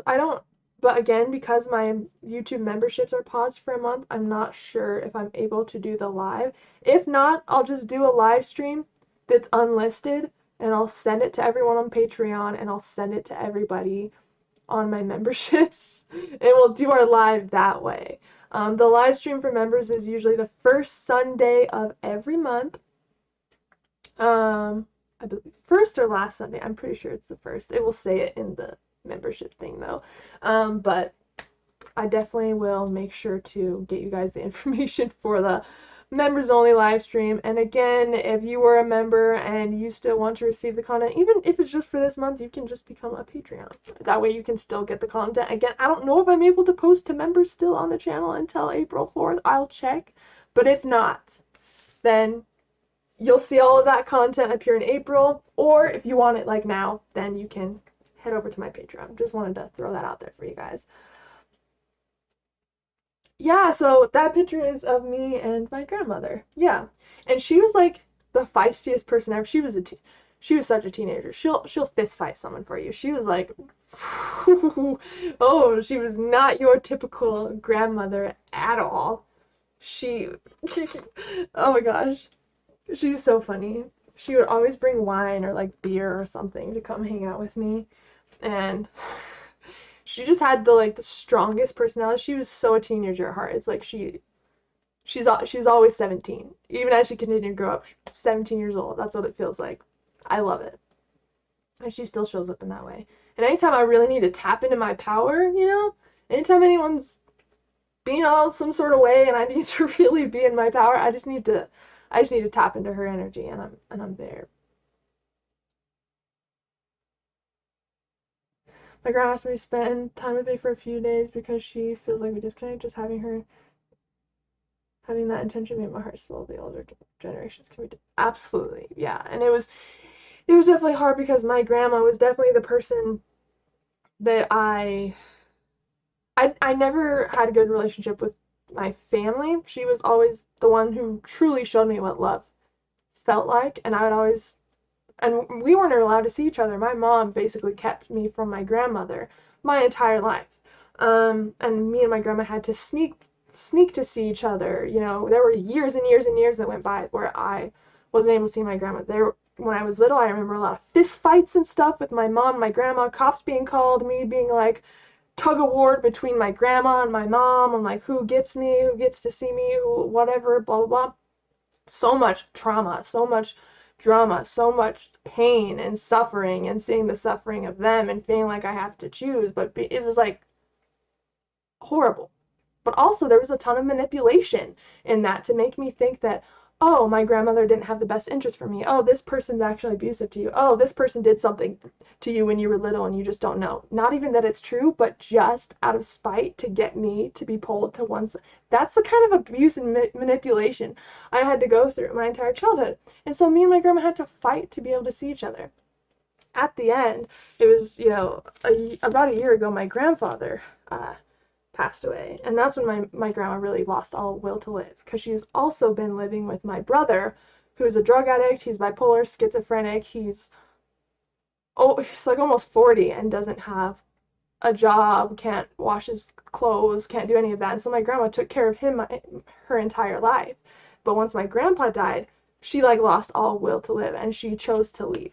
And that's what was so hard, is there was a disconnect for the past year. I would try to call her and she wouldn't answer, and it would be really hard to get in touch with her, and I felt in my heart something was going to happen. And I've been waiting my entire life to have a relationship with my grandmother. She was the one who was always there for me. She was my favorite person. Like, I felt more love from her than anybody else in my family combined with everybody. And as an adult, I was like, oh, finally I get to be able to like have a relationship with her, see her. And at that point, it was too late. She was so like didn't even care. She was so ready to go, checked out. She didn't even talk about it, and I didn't think she was actually gonna do it, but she chose to leave. It was so hard to find out because of how she ended up. She chose to leave, but she ended up getting a stroke and paralyzing half of her body. And when I went to go see her in the hospital, she wasn't supposed to be able to move, talk, respond, anything. She wasn't even really supposed to open her eyes. And everyone said, just know when you go to the hospital, she's going to be completely different. She's not there at all. Oh my God, I could not accept that. Like, I couldn't. I was like, I wasn't even listening to anybody. I just knew that my grandma would know that I was there. She's like my person. Like, we were always fighting to be with each other throughout my entire life. And when I went there at the hospital, she like perked up. She knew I was there. She like, you could tell she looked at me in the way where it's like, oh, Haylee, I don't want you to see me like this. But it's like all of her energy seemed to be reserved for me. She lifted up her arms. I ran to her. We started crying. She was trying to make me feel better, wiping the tears off my face. And I stayed there with her for like 4 hours. And the next day, the hospital called me and they're like, hey, we wanted to take notes about what happened because we heard that Carolyn moved and she was like responding to you, and she was not supposed to do that. We wanted to take notes. And they were blown away. Everyone at the hospital was like, what? That was not supposed to happen. So they asked me if I would be open to being her hospice caretaker because they could tell that she really wanted to be with me. And so I was her hospice caretaker. I said yes. I did everything by myself. I learned everything from the nurses, the CNAs. I was doing everything on my own constantly. It's like, and I went above and beyond. I gave her spa days. I painted with her. I carved pumpkins with her because it was around October or Halloween, and I wanted her to feel.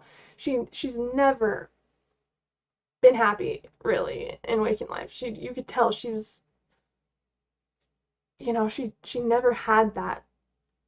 she never had time to relax. She was always taking care of people or fighting to be able to see her family or like dealing with my brother who was completely dragging her down. And I know that's a big reason why she chose to leave, because she wanted to get out of taking care of my abusive brother. Like, I knew that was a huge reason. And I wanted it to feel fun. She never got to have fun. She never got to be in a relaxing space. She never would let anyone take care of her either. So I gave her massages, I gave her a whole spa day, I would sing to her, dance for her. Obviously, she couldn't move at all, but I really made it fun with where she was. And I did post a lot of pictures in the video that I made on her, with her. Just like I transformed my apartment into a sacred space. Like, I'm telling you, I put my everything into that week. And then obviously watching the process of death and dying, the decline was so hard. Like, I'm gonna get emotional because it was like really hard. Really hard. But I'm so glad that I did it, you know? And it taught me so much, and it brought out a lot of like wounds for me. And so that's kind of what I've been dealing with the past couple months. Just overcoming wounds and like regrets, you know? And of course that's gonna happen once something like that happens, but I really wanted to be open with you guys and transparent about, you know, what I've been dealing with the past few months. And obviously you can tell it's still hard for me. Like, obviously you can tell like I'm still dealing with it, but I'm so glad that I did it. And I told myself, I was like, I had one day to decide if I was like gonna for sure do hospice or not. And I literally told myself, if I do hospice, if I can do this, I will never question what I'm capable of again. I will never question. And then after that, I still started to question, and I had to remind myself, you did the hardest thing, and you knocked it out of the park. Like, I was able to hold space and witness, and like hold space and just witness her in a way that I've never witnessed anyone or anything. It was like the most spiritual, beautiful, and like gut-wrenching process ever. But it really showed me that I loved caring for someone during the process of death and dying. I think I was meant to do that for my grandmother so I could see what I'm able to provide for other people. And even when the nurses would come over, they would say, wow, you're taking really good care of her. Like, you really take the fear, or you really take, the fear out of death for people. And that was something that really stuck with me. That's what the nurse told me, that I have a way of taking the fear out of death for people. And that really stuck with me, and it made me realize I would love to be able to hold space in this way for others as well. You know, and I looked into being not a hospice nurse, but a death doula. And I was like, you know, I think that is something that would also create more healing for me as well, to be able to give back to others in that way.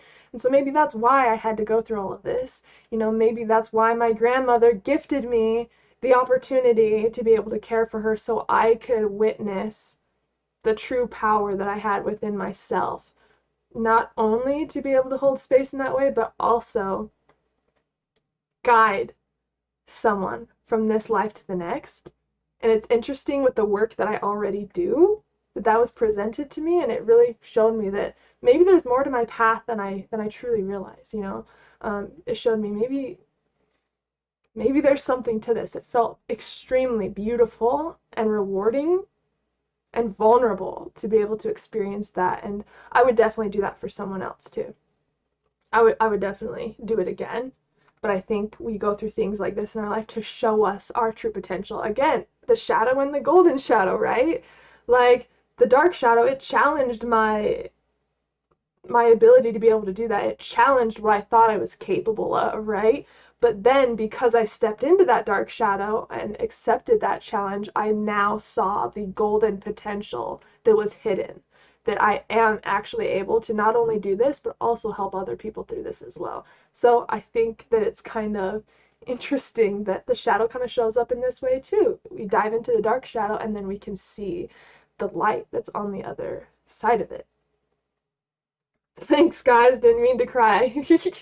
I appreciate you. And it's been hard for me to kind of talk about it because I'm still moving through it, but I think part of the power and the beauty is you guys seeing the process, not just like me disappearing during like while I'm going through it and then showing up after. I want you guys to be able to kind of experience what healing is like from my perspective with what I'm going through right now, and to know that you don't have to always be okay. That's an impossible thing to hold yourself to.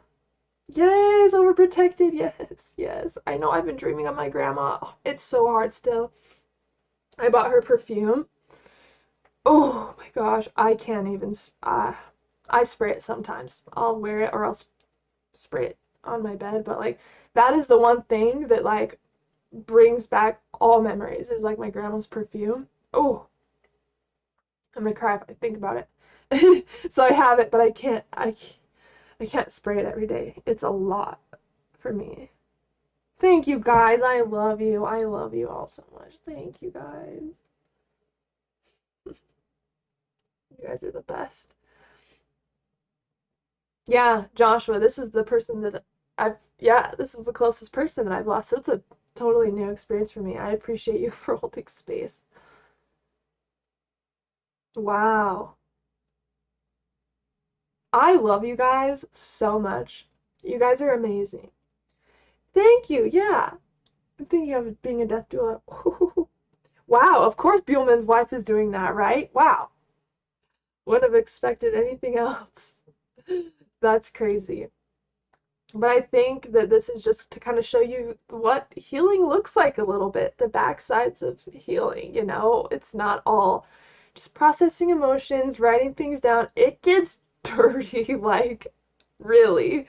I have been, like, crying, like, sobbing on the ground, makeup everywhere, hair messy, like, full days of doing that as far as my healing works. And again, what is healing? It is expressing what has been suppressed. Remember that. Expressing what has been suppressed. That is healing. That is healing. That is healing. Whether it's with your shadow, whether it is with a specific person, whether it's with your inner child, express what has been suppressed. That is the overall thing to remember. And that's where you're going to get the most out of your life and be able to see I am a badass. Oh my God. I am so awesome. Like, I want you guys to be able to see that part of yourself, but the only way you're going to truly see that is if you can step into that strength of diving deeper than you thought that you could. Truly. Because you guys are all so powerful. I see the light in every single one of you. You guys are meant to accomplish more than you can even know. I'm so excited to, and even though I don't know every single one of you personally, every single person that's talking in the chat, I am so grateful they're here right now. I'm so grateful that we even crossed paths and that I get to know you and that you get to be here right now and hang out with me. How cool is that? How cool is this reality that we can do that and show up for each other in this way? So I just want you guys to know that I love you all. I appreciate you guys all. I appreciate you guys for holding space for me when I feel vulnerable, and I'll always hold space for you too. And you are in a safe space. Even on my YouTube channel, like, even though anybody can find this video, I keep it safe. I keep it as sacred as I can, and I get rid of people who do not align with this community. So even if it's a public container like this, I want you to know that you're safe. If you work with me one-on-one, you are safe. If you join any of my masterclasses, you are safe. Everybody in my masterclass series, I love so much. Oh, by the way, if you join in on the Dreams of series, you actually get access to, I just implemented it, a private Telegram chat where everyone in the series is, and you get to talk about everything they're moving through, the classes that we're doing. I'm very active in there, so you basically get one-on-one coaching directly through there just by being in the masterclass series. So I just wanted to point that out because that's something that I implemented, and we're just talking about feeling safe and expressing yourself and being in different containers. So I just wanted you guys to know that if you are already in the Dreams Of series or you want to join that series, if you don't automatically get the group chat link, just send me a message, because, yeah, I'll be coaching you guys in there as well for anyone who's in this series. But anyways, you are safe, you are loved, you are valued, you are accepted fully here, just as you are. And I want you guys to know that. I love you too. Oh my gosh. Oh, Reflected, I'm so glad you showed up. Like, as soon as I saw your name, I was like, dude, I feel like I haven't seen you for a while. I have a cool playlist on my channel about death doula. There's a cool video about out-of-body experience, a song, of a death experience that's so good to help them overcome fear and death. That's awesome. I'm definitely going to check that out.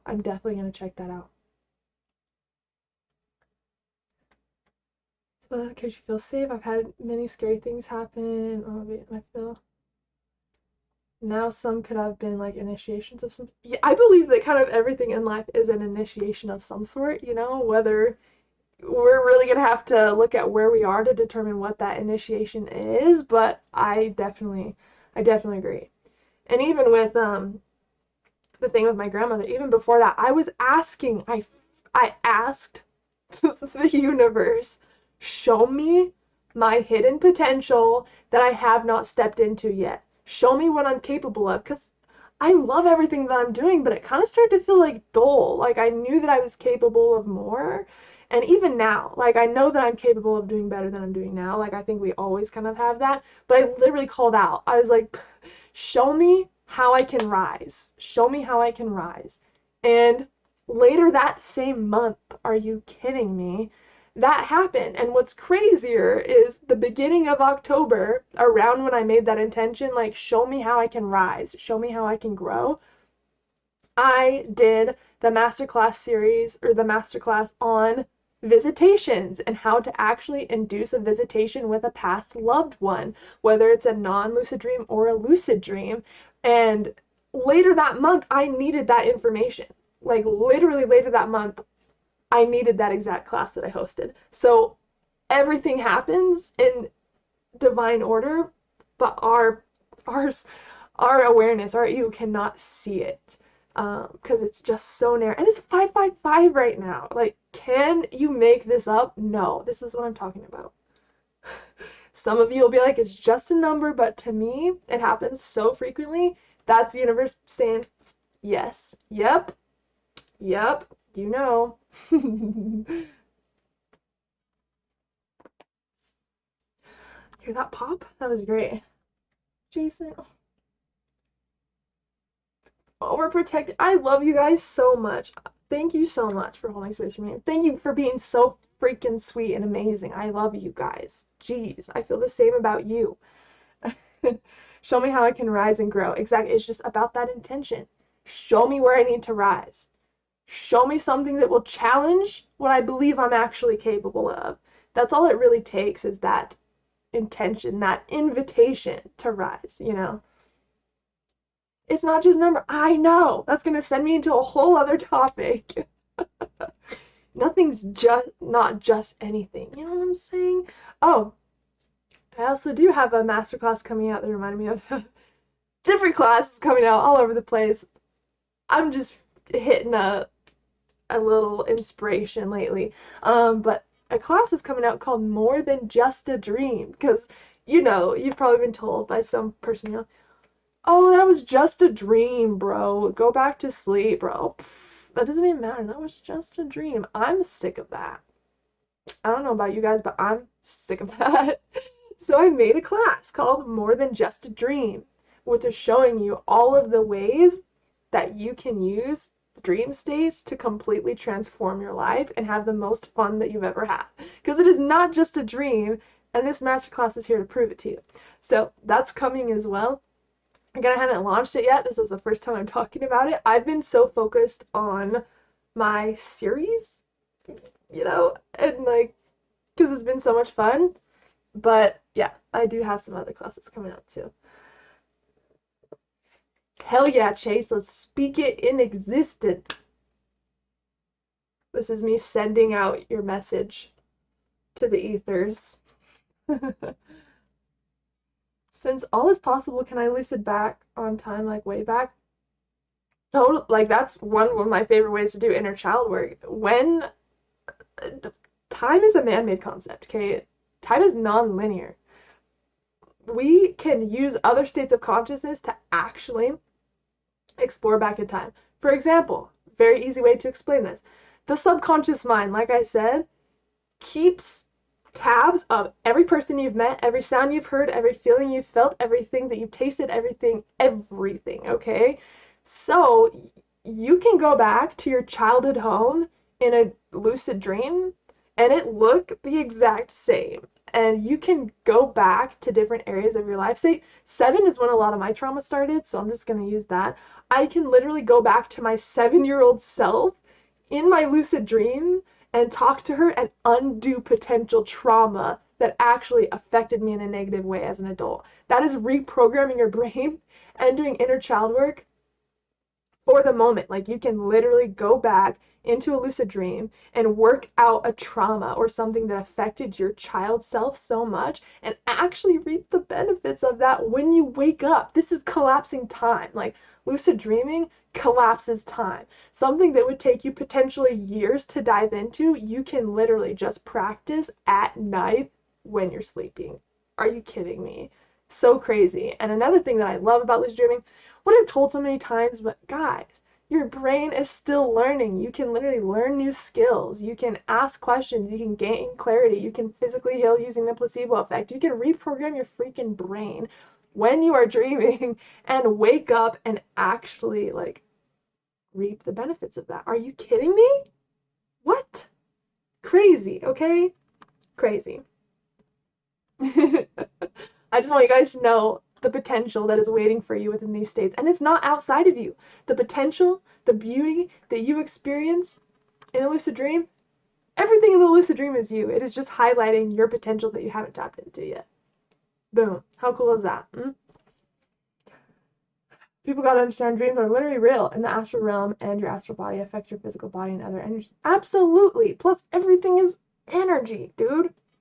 And so when you're exploring those states, you're literally manipulating energy. You are changing your energy because of the work you're doing in those states. Like, hello, I totally agree with you. Yeah, totally. Chase, we're so glad that you're here, dude. We're so glad that you're here. Truly, truly. And I think we've all been led here for a reason, and there will be some people that come on the channel and they leave pretty quickly, and then there will be other people that stay, and because the information, the community, whatever resonates with them, those are the people that are meant to find this content. So I'm not worried about trying to expand my community. Like, of course I want to expand my community, but I want to care for the community I already have and nurture you guys in the way that you need to be nurtured. It's not about collecting people off the internet to put them into our circle. It's about holding the people that are in that circle and creating value in a community together, and then allowing it to authentically grow from that value, from that nurturing space. So that's kind of where I'm at with that.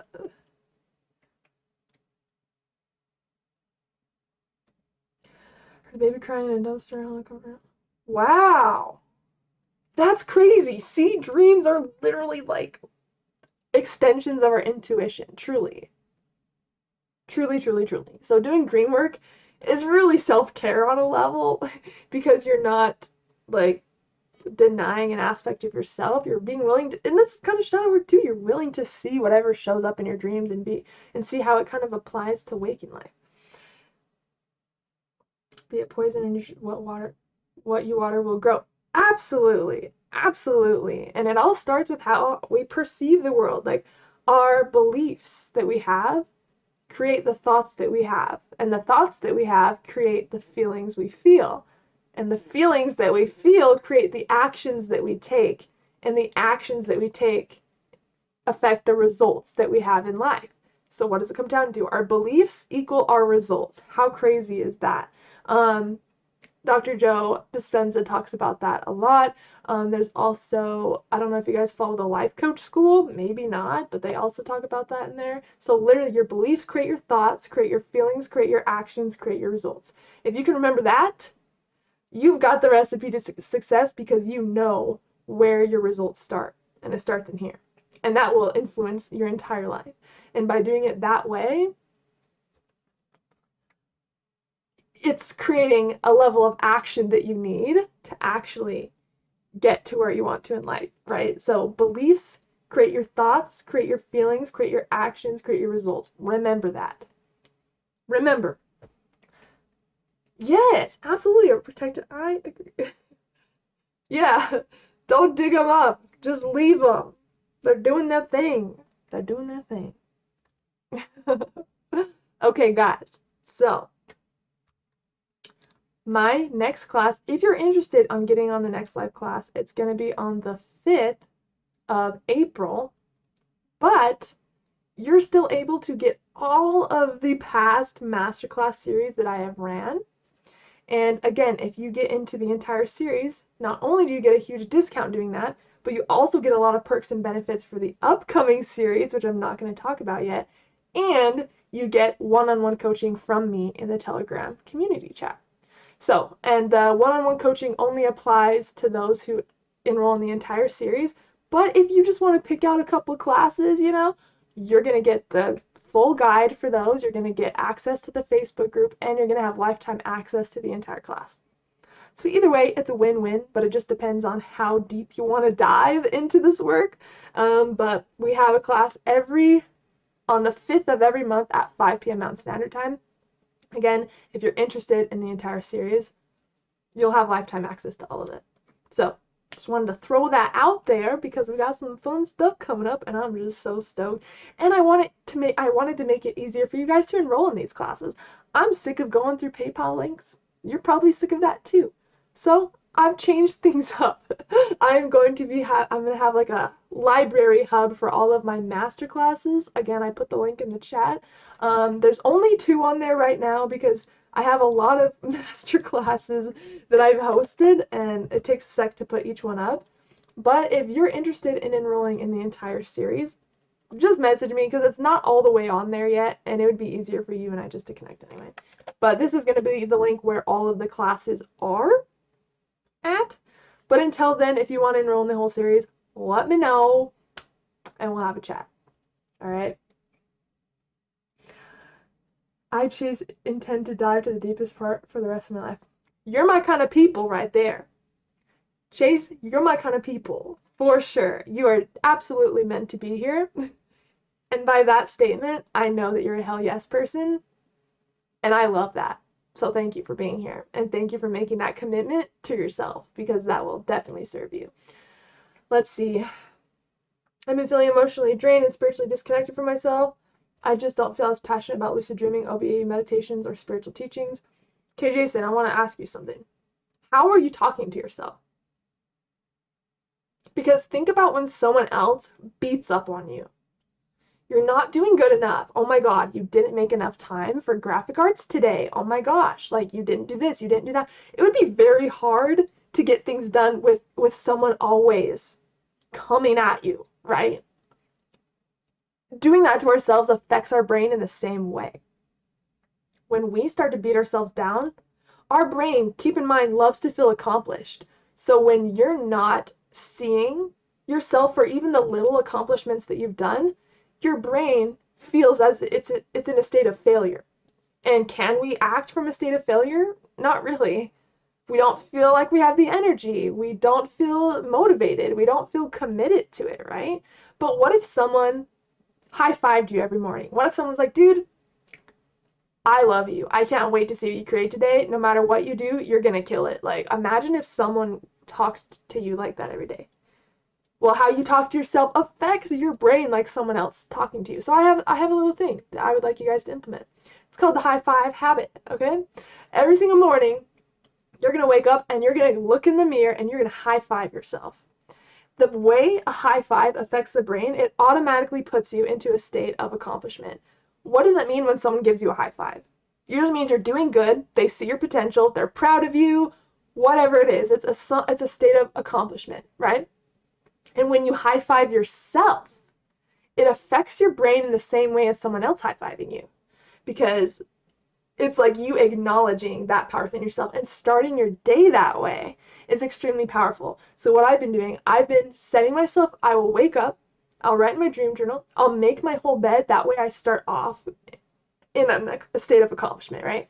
I'll go into the bathroom and I'll just high five myself in the mirror, and you'll feel a shift when you do that. I even wrote high five on my mirror in marker, so I could dry erase, don't worry, in marker, so I could remember to do that every single day.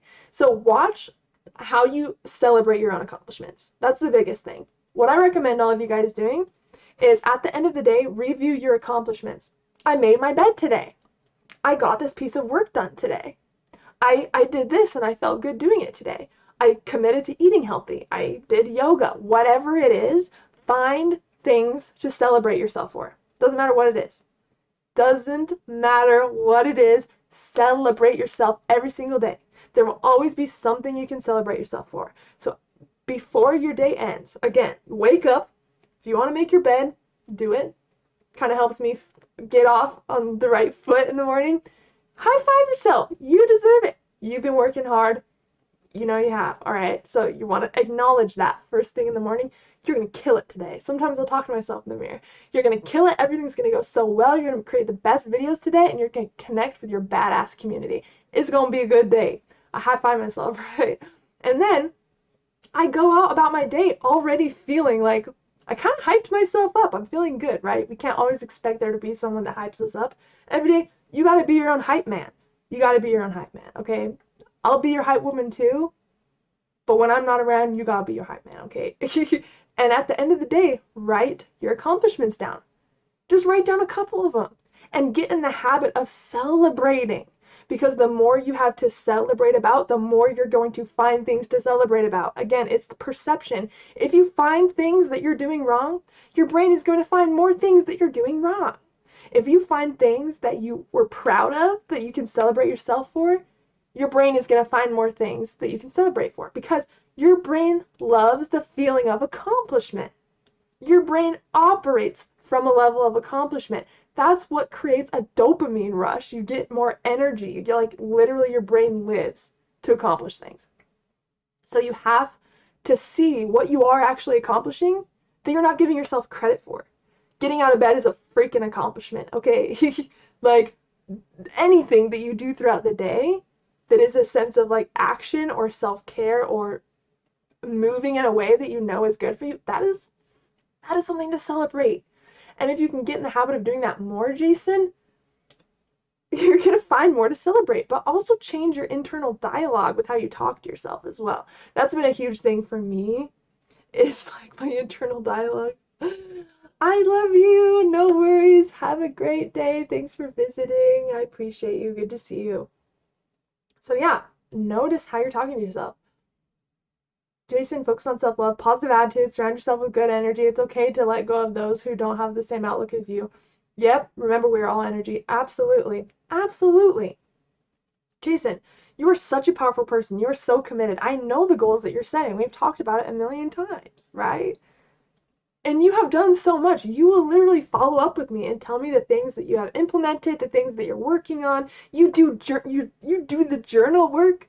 Like, you are doing so amazing. And I think you just need to give yourself some more credit and be around people that can also celebrate you too, right? And I feel like this is a great community to celebrate each other. So I want you to start celebrating yourself more. And feel free to even drop in the Telegram chat in the morning or whatever time and be like, hey, I just wanted to throw this out here. I just wanted to celebrate this today. And we'll celebrate with you, right? This is what the community is for. So get in the habit of celebrating yourself more. Change the internal dialogue that you use with yourself and revisit those accomplishments. I promise you, when I first started like reviewing my accomplishments every day, I was like, I didn't even do anything today, really. I made a couple videos, I posted the videos, I did a couple emails, and it's like, that's work, dude. You had to plan the videos, you had to write out the videos, you had to record them, you had to edit them, you had to publish them, you had to create the thumbnails for them, you had to write out your emails, you're engaging with your audience. There was so much that I didn't give myself credit for, and I was like, oh, that is work. I definitely did stuff in my business today and self-care. Why did I not see that? Because we primed our brain to not see those as accomplishments. Once we train our brain to overlook our accomplishments and to overlook the little steps that we take throughout the day. We overlook the big steps because, again, we're training our brain how to see the world when we do this. So I want to go back and we want to start acknowledging. It's just like the shadow work stuff, right? Seeing, witnessing, recognizing, integrating. We need to be able to do that with our accomplishments too. We need to see and recognize them. Because if we don't see and recognize our goals, we're not even going to know when we hit our big goals because we didn't train ourselves to truly recognize that and hold space for ourselves, right? I have terrible self-talk with myself. It's extremely hard to be positive to myself, yet I can be kind-hearted to everyone else. And that's how it is for a lot of us, absolutely. But I would definitely do some journal work around that. I would also do a thought download, which is pretty much just writing out all of your thoughts. It's a way to not filter yourself, but just tap into your subconscious and just write on a whole piece of paper. Maybe you can write out one of the sentences that you tell yourself a lot, and then write on a whole paper why you do that. And that will show you the hidden wounds that you have as far as like the beliefs that you truly have about yourself or the world, the thought loops that you didn't even know that you had, and how these unconscious processes are playing out in your day-to-day life. Again, Chase, the first step is awareness, right? So we just want to become aware of the thoughts that we tell ourselves. We want to write out the things that we say to ourselves. We want to write out how we feel about ourselves, and then maybe we can start to tap into our beliefs. And again, the beliefs we have create the thoughts we think, create the feelings we have, create the actions we take, create our results. So if you can begin to tie this back and look at your beliefs, you can change your results and everything in between. How you think, how you talk about yourself, how you feel, the actions you take, and the results that you get in life. Beliefs. Beliefs controls your perspective on your reality because we don't see things as they are. We see things as we are. So you are seeing yourself as you believe you are. So what are you saying about yourself? Why? And what are you making that mean about you? Because that will help tie this back to your beliefs. So journal work, guys, very powerful because it challenges the beliefs that you have, allows you to dive in deeper to who you think you are and why, and it allows you to see things from a completely different perspective. And again, we can't change things until we can hold space for them and see them. So this is kind of a way to hold space for yourself. Of course. It's true, I don't feel like I'm giving myself credit for my accomplishments. I don't celebrate myself enough, and I never feel like I'm doing enough. And a lot of that is because we were trained to do that. I was the same way, and that's because I was trained to think that way when I was little, right? We're trained to see the world in a certain way. We're a sponge until we're about 7 or 8 years old to our environment, and we adapt beliefs and how to move throughout the world based on how other people are doing that around us. So that means other people's wounds can be passed on to you when you're younger. So maybe, and this is just me giving you an example, maybe you don't celebrate yourself enough and don't feel like you're doing enough because your father, for example, has felt that way and learned that from his father, right? Maybe he always got told that he wasn't doing enough by his father, and he learned that's how to be a father because that's what his father did. So that's how he started fathering you, is by using that same set of thoughts, same set of beliefs. And now you believe that's how you think about you, but really it's a program that you've been taught, right? And so it's also powerful doing this because we realize that these are not all of our beliefs or all of our thoughts. We can get these things passed down to us too. This could be like ancestral wounds, you know, as far as beliefs and stuff. So we just have to be able to look at it from an open perspective. And it's good that you're realizing that now, Jason, because you're more likely to now witness your accomplishments and hold space. What I want you to do, I want you, if anyone can do this as well, in my Telegram chat, if you have a win that you want to celebrate, I want you to post it in the chat. I want you to say, hey guys, this is what I'm celebrating today. I feel super proud of myself today. Whatever it is, and let us celebrate with you. And get in the habit of being in the energy of celebration. And it will completely change how you move throughout your day. It will change the thoughts that you have about yourself. And when you accomplish something, you'll automatically be like, oh, I want to share this with the community, right? So instead of beating yourself up, you'll look for accomplishments so that you can share them with your community. So it's a great way to kind of reprogram your brain to be able to do that more. But start doing that, Jason, right at the end of the day. All the accomplishments you can think of, and you'll be, I promise you, You'll be so surprised. You'll be so surprised at how much comes up. Would I be able to lucid dream about trading forex and fix my mental? You can absolutely do that. I'm telling you, every single archetype that you have can be met within the lucid dream. You can meet your inner anxiety. You can meet your motivation. You can meet your fear, your phobias.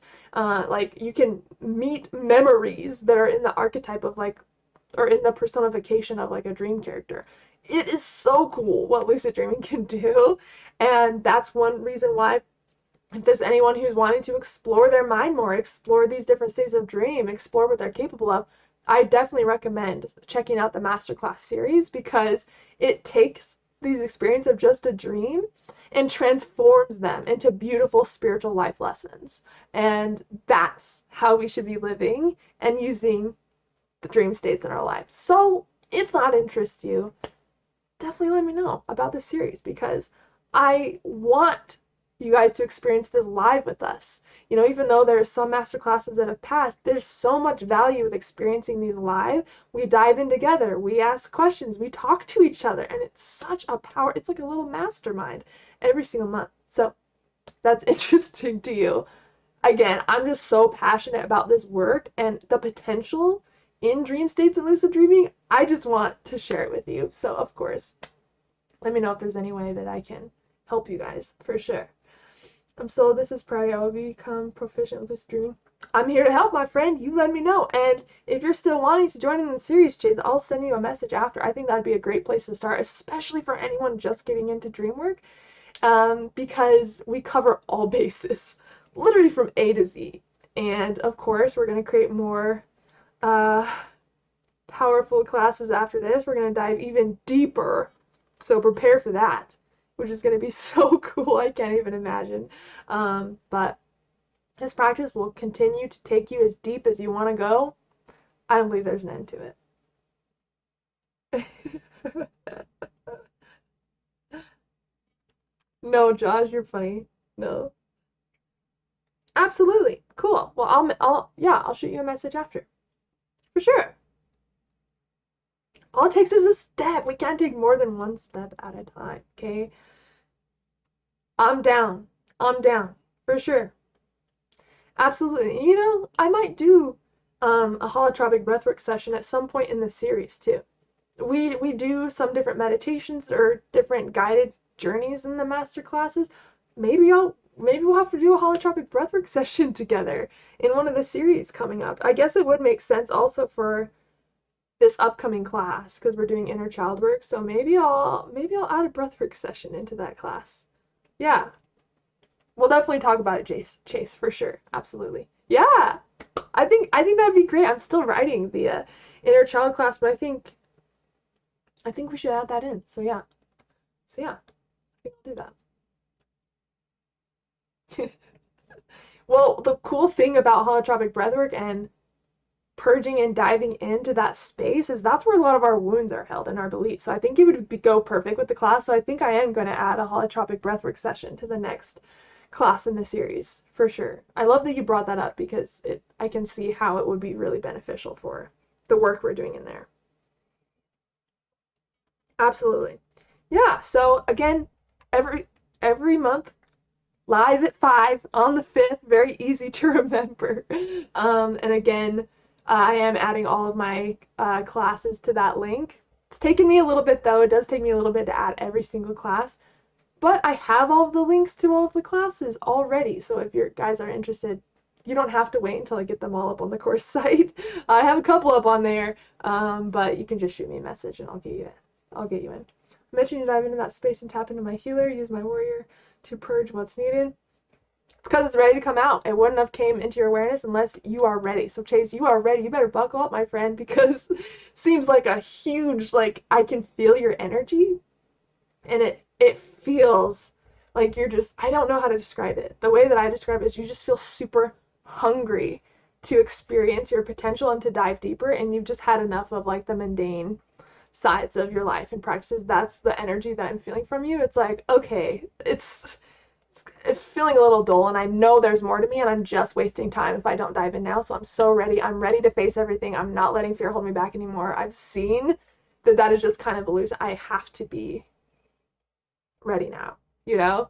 You've received what you needed to in different areas of your life, but now you're being called to dive deeper because there's something ready to be unlocked in your life. And it could be your golden shadow. What you're doing right now is discovering your golden shadow. Those traits are finally starting to come out, and it's like driving you in this way. Yeah, I can feel it, and that's why I'm super excited that you're here, because I love hell yes people. I love hell yes people that are ready to dive in, that are ready to get curious, that want to do the work, that do the work. And there's so many people that even want to learn lucid dreaming and they don't even want to write their dreams down. Is there another way to lucid dream without doing any of the techniques, without implementing any of the habits, without having a dream journal, and without waking up or doing any of the work at all? No. So I love that you're showing up in this way, because I can tell that you're a hell yes person. And that's what I'm looking for sure. Yes, Josh. Awesome. See? Celebration. We should all be celebrating each other for sure. I'm celebrating every single one of you. I'm celebrating you, Chase, for stepping into this, for saying yes. If the Aries moon in me, I'd be hella impulsive sometimes. It's the correct time to use that power. You know, exactly. Again, there's a light side to every aspect of us. Maybe that impulsiveness is now going to become your biggest superpower in your business or in your, your spiritual journey. Like, that's what I love about shadow work, is it shows us that everything's not so like one way or another. We have these aspects, but then it like highlights something that couldn't be possible without noticing that dark aspect, which is super cool. All right, guys, I gotta go. I gotta make some videos. I'm trying to get at least a week ahead of my content and make sure that I can still be providing like consistent content for my Patreon, my members. I'm really working on getting ahead on everything so I can start to create more for you guys and show up more. So I got to get a couple videos done, but I truly love you guys so much. Thank you guys so much for showing up today. Today was such a powerful live stream, and we literally streamed for almost 2.5 hours. So that is so cool, and I appreciate you guys for taking the time out of your day to show up and hang out with me. Again, if you want to join in on the in the Telegram chat, definitely join in. We almost have 70 people in there. If you are wanting more of a personal container, maybe you want to join in on the series so you can just be a part of that, smaller group chat and get more, one-on-one coaching, be able to do the more work in a more personal way. Whatever way you want to hang out with the community, I have you covered. We have the Telegram chat. We have the more personal, closer, more intimate chats, I guess, from, through my containers and my Masterclass series. We have my Facebook group if you want to join in and ask questions in there and kind of review some of the information in there. I offer one-on-one mentorships, online courses, or live masterclasses where you and I can connect together. I wanted to create so many different ways that you guys can connect with this information, with the community, and so I definitely recommend checking out my Linktree if that feels good for you. That's just like a consolidation of all my links, so guys don't have to be like clicking everywhere. That was driving me crazy when you guys would ask for resources and me having to post like 80 links. I wanted to simplify it for you guys. So the Linktree will have all of the resources on there for you. And of course, if there's anything that's not on there that you have questions about, just shoot me an email, message me on Telegram, Facebook. You know how to find me. So I love you guys so much. Thank you again so much for joining in this live. I'm just so happy to be with you guys. I'm so grateful for such a beautiful community. I love hanging out with you guys.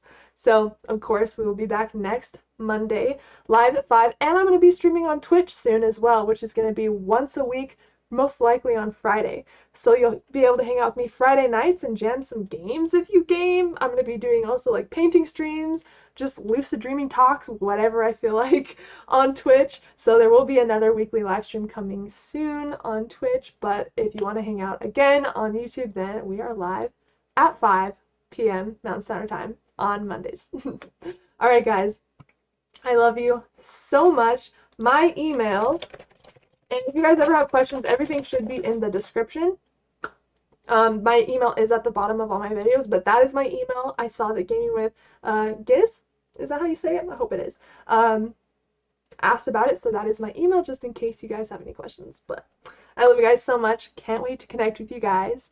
And as always, I'm sending you endless love and endless Lucidity. Me too, Jason. I'm so excited.